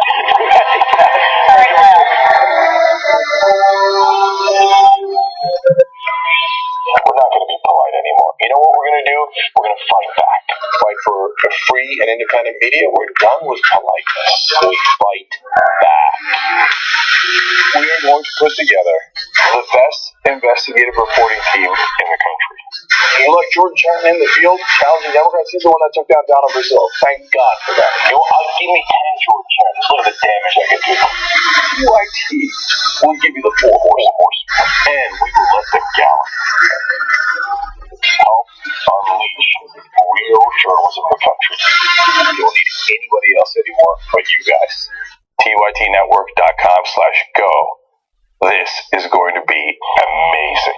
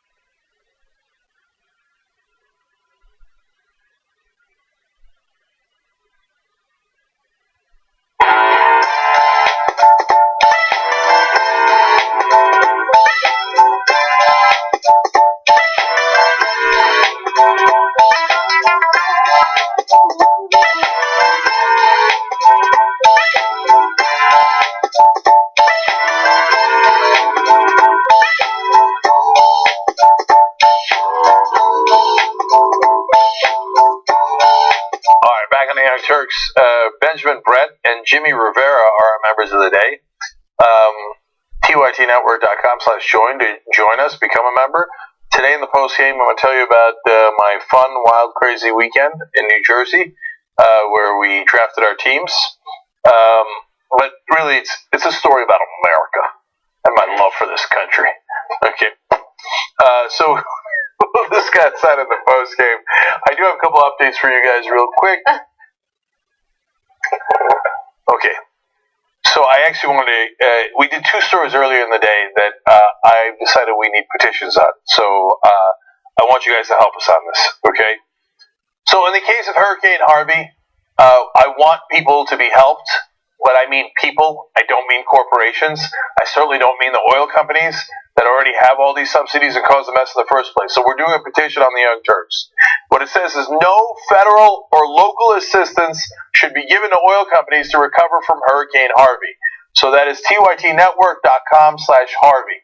So I guarantee you that after everything settles down, ExxonMobil and all the other guys with their oil refineries are going to say, well, my oil refineries were hurt. Now, your oil refineries are the ones that caused this problem in the first place. We've already paid for all of your mess, and the whole world pays for it. It's about time that you bear some of the costs that you created in the first place. So not a single dollar to those oil companies that caused that mess. Sign that petition and make it incredibly powerful, incredibly clear to every legislator. We don't want our taxpayer dollars going to help those oil companies.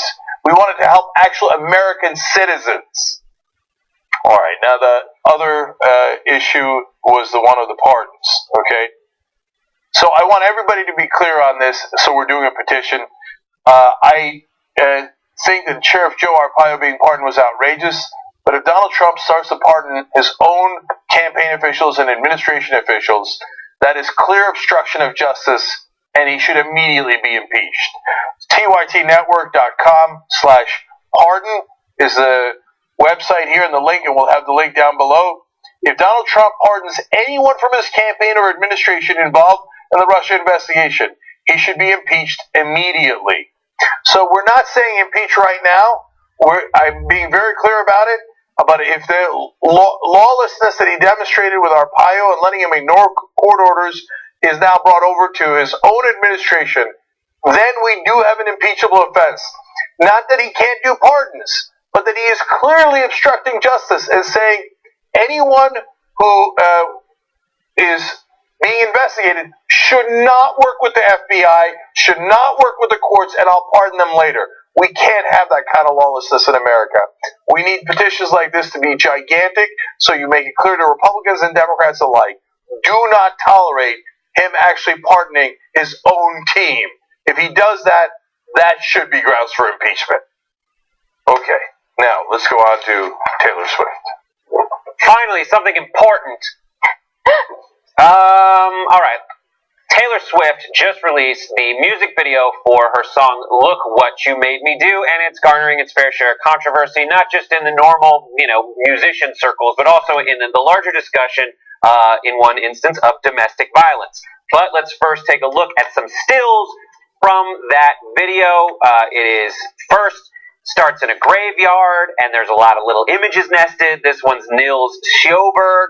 That is the alias that she used when writing a song for Rihanna and Calvin Harris. It was at the center of the reason that she and Calvin broke up. And so that's in there. She is laying the basis for all the injustices done to her. Next to her in this bed of jewels later is $1 bill. That it symbolizes the $1 that she won in the civil case against the DJ who touched her butt. And sued her for millions and millions of dollars, but instead she won the case against him in the countersuit for $1. Then it gets there's a little violent imagery. There's a line that says, "The gun was mine." You said the gun was mine, saying essentially someone framed her for something she didn't do, but there's fire coming out of her fingers. Moving on. Following the dust up with Kanye and Kim, a lot of Kanye and Kim fans called Taylor a snake. So she is surrounded by snakes who are serving her tea, which is a metaphor for gossip, ladies. Later on, this is Streamco, which she robs the vault of violently with a baseball bat, and since she's been called the cat lady, she's surrounded by those people who are now not wearing cat masks, were at one point wearing cat masks. She's talking how she was kind of vilified for being a money-grubbing maniac by some when she wrote an open letter to Apple telling them to pay artists instead of not pay artists during the 3-month trial period ahead of the Apple Music launch. There, she's mad. She doesn't like that. She's pointing a baseball bat at you. This is Todrick Hall, friend of Pop Trigger. He was in the video. He is wearing an I Heart Taylor Swift shirt, which was worn by Tom Hiddleston, her ex-boyfriend.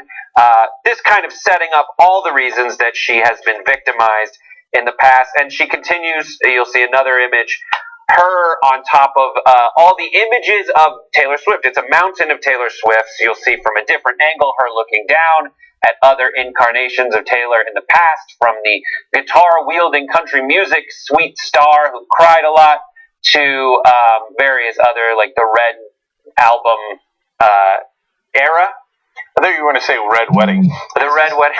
This is almost like a Red Wedding of herself, because she's killing all the old Taylor Swifts. Yep. And so it's fascinating imagery. It's in some ways got more symbolism than Game of Thrones. The pearls are a reference to her being criticized for liking pearls too much. So she's both going after her opponents in the media and the music industry, but also saying she's done with being I think, the timid self that she used to be in some portions of her career. So it's very interesting. But since she's saying, "Look what you made me do," that's also leading to calls for saying that this video is encouraging domestic violence. Because that's what a lot of abusers say, "Look what you made me do." Right, we have a tweet that we can throw up real quick. From Justina Ireland, her exact words are, "Look what you made me do" is the exact phrase my dad uttered every time he would knock the shit out of me. Just not a good look. Okay, now the song is not about domestic violence. It has to do with going after her enemies. In fact, if you read the whole song, which I did, I'm such a nerd. I didn't listen to the song. I read the song. Okay, it sounds like Arya Stark is singing. Okay, like literally, so like almost everything you could put into Arya Stark. Like, I'm going after my enemies. I'm going to get you one by one. I've got you on a list. I'm like, okay. So I'm curious what you guys think, because so the people who are saying, look, this happened to me, the domestic violence, and this is what they say. And it's not just anecdotal. Some people who take care of domestic violence victims say this is the most common phrase that they hear. Right. So I've got my thoughts on it, but what do you think, Anna? So I don't love the title of the song. I think she could have gone in a different direction, and I hate that phrase. And it's funny because even before I knew that she was getting criticism for supposedly promoting domestic violence, when I heard the title of the song, I'm like, that's like something someone would say, you know, right before or after they're about to abuse someone. So I didn't like the title. With that said, based on the imagery that you showed us, Brett, I don't feel like the imagery promotes violence. You know, maybe her doing the gun gesture with her hand can you know, make that argument, but that was really the only thing I saw. What annoys me more than anything about this whole situation and the music video is this isn't anything new, okay? This is usually what young pop stars do when they first have a squeaky clean, like, I'm a really good girl, like, image, and then all of a sudden they grow up just a little bit and they're like, I'm so bad and edgy, I'm so bad, look at how bad I am, I'm gonna get you. Like, it's so played out. I know, Taylor, I know, you're very edgy, you're very upset, you're gonna come after your enemies, blah, blah, blah, blah, blah. It's just boring. That's more than anything, that's what I get out of it. Fascinating. I didn't see that coming. I have a totally different opinion, but Brett. I think Taylor is such a fascinating figure. She has done so many things incredibly well. The open letter to Apple. Open Apple is an old button on the Apple keyboard that doesn't exist anymore. But the open letter to Apple, according to Time, saved Apple Music. She called them out because they said there's going to be a free 30-day trial or 3-month trial for folks who sign up for Apple Music. And Taylor wrote an open letter saying, so you're going to pay everybody, right? You're going to pay all the artists for that 3-month trial, because according to my research, you're not going to pay them any money. And so through that, there was able to be a dialogue where small artists who are on Apple Music would get paid, albeit a reduced rate, for their music that is listened to on Apple. So she has done a lot of things, and she's been a very wily businesswoman. I like that she went after the guy who, you know, decided to sue her after he grabbed her butt. And then, you know, complained that he lost his job as a result of that. I'm glad, I love the way that she, you know, handled that situation. So I'm not saying she's all bad. She's just annoying sometimes when she does her standard pop star BS, and it gets under my skin. So, look, in terms of Taylor, let me quickly just go through that. I care more about the larger issue. Look, she's definitely a savvy marketing person, and so she's coming out with this video. She sues the guy before this video comes out. Hey, look, I'm standing up for other women. So now this video comes out. Come on, I've got some street cred, right? With Kanye, they have that beef back and forth where Kanye did play the tape of her giving permission to talk about him in the song because she knows that's going to generate more controversy. But then Kanye puts in about how he might sleep with her, which they didn't agree to. Blah, blah, blah. But all it does is get her more and more hype and marketing, and that's how the music industry works. And I'm with you, Anna. It reminds me of the McGregor-Mayweather fight. Yeah.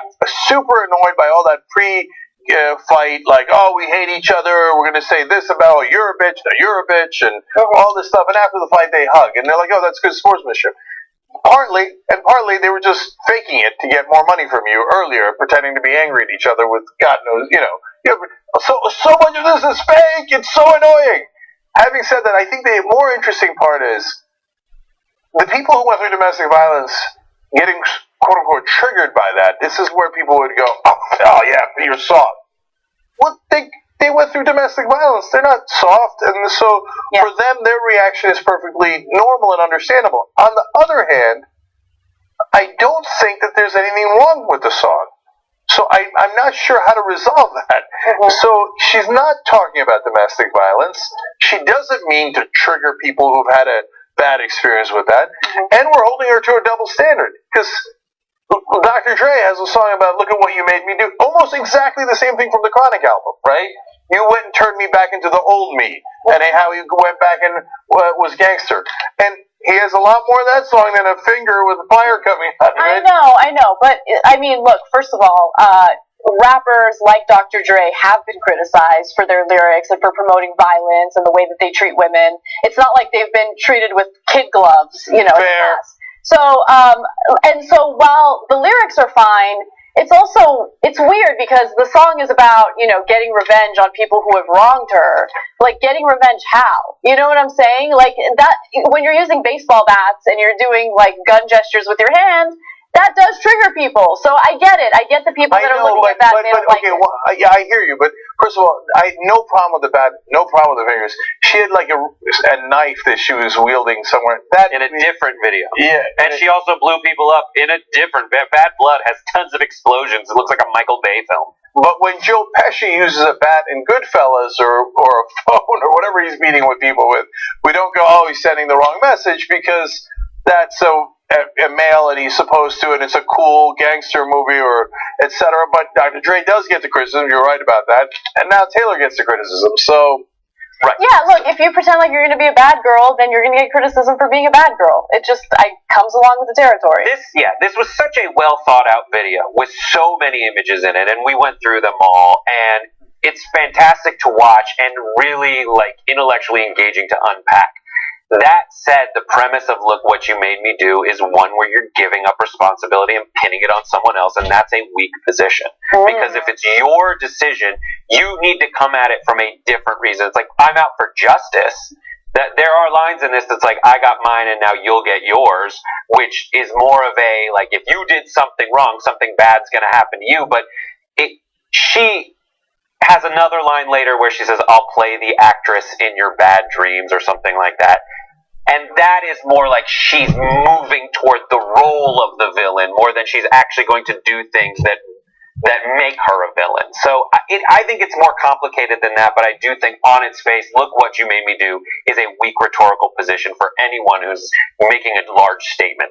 Every one of you has made excellent points. Yes. I now have a ruling. Bring it. Okay. Not guilty. Yeah. So it's fake. It's rhetorically bad. We do feel bad for the people that it affects negatively. But 1,000 pieces of entertainment, and this is entertainment, have talked about revenge and getting justice. And I can see Anna Kasperi make a video about what now. I know, but that's, right? Look, I think the difference there is that's who I am, and I've been that person from day one, right? I didn't start this show. I didn't start this show like showing up with like my like ruffly white dress and like blonde hair. Like, I'm a good girl. I'm such a good girl. And then all of a sudden I show up and I'm like, I'm bad. I'm gonna get you all. Like, you know what I'm saying? Like, it just comes off as so incredibly fake. Like, just being genuine and authentic. She's been in this since she was just a kid. I know. Anna, so have I, by the way. Since you were a baby? Since I was 20. She was 15 or something. She was 16. But, you know, it's possible. No, you're definitely right about the fakeness, but it is also possible that she got pissed at having constantly being attacked in the media because she's a well-known celebrity, and that we feel her pain on. So, nonetheless, these are great points. Yeah. But you might have not heard me earlier. I ruled not guilty. Okay, well, that's all that matters. That's all that matters. She does undercut herself. She does make fun of herself quite a bit in the video, too. Okay, let me go past my pages and pages of notes on my in-depth analysis, which will later serve as my PhD dissertation. Okay. How'd you watch the eclipse? Did you wear some special goggles? Did you do what I did and took every pair of sunglasses and put them in a row, hoping that would reduce it enough because you didn't have the special goggles? Or did you stare at it like President Trump? Well, some people did stuff that's even dumber than that. According to Trish Patterson at Prestige Urgent Medical Care, in San Francisco's Bay Area, she said, one of my colleagues at Moonlight here stated yesterday that they had I think it's that Moonlight here, stated yesterday that they had patients presenting at their clinic that put sunscreen on their eyeball and presented that they were having pain, and they were referred to an ophthalmologist. They put sunscreen on their eyeball. Is this the worst way to watch the eclipse? Has anyone ever experienced sunscreen sweating into their eyeball? Yes. It is one of the worst feelings, and it takes forever for that burning sensation to go away, even after you wash your face with cold water. Why are people so stupid? It's painful to know that there are people that stupid. What if it says SPF? I'm gonna go with 50 in my eyeballs. Okay, I don't even know how you do that. Like, you're really going to keep your eyes open and put the sunscreen in there? But to be fair to that, the news kept saying, make sure you use protection when you're looking at the sun. So I pulled my eyeballs out and put condoms around them. I definitely took birth control drops. And to be fair to them, they are not blind now. So... I love it. There was Joey Badass as a rapper who had to cancel his some of his shows because apparently he stared at the sun too long. That was the story, whether it's a rumor or not. He definitely canceled him, and everyone was saying because he stared at the sun too much. No, it's true. And he's now calling himself Joey Bad Eyes. I thought you were going to go with Joey Dumbass. Oh my God. Is that the worst way to watch the eclipse? I believe it is. We just thought that. Oh, also really quickly, Nerd Alert, check it out. They all went down to, they went to Oregon to watch the eclipse. And so on Nerd Alert's channel, if you subscribe to them, you can see a bunch of clips that they put together of what the experience was really like. And I think that's really cool. So good for them. YouTube.com/Nerd Alert. Okay, what's next? All right. China has put the kibosh on anonymous comments on the internet. Mashable reports, according to the Cyberspace Administration of China, sites like social networks and discussion forums will have to verify the real identities of registered users before they can be allowed to post anything on their platforms. Comments on news stories will also have to be reviewed by the website Zhihu, I don't know how to say that, and a Quora-like discussion site has already started asking users to verify their identities with their mobile numbers, which are linked to people's identity cards. So China has made a lot of moves recently to cut down on anonymous posting and means by which people typically get around the already stringent checks that the government has on internet traffic. So what do you think?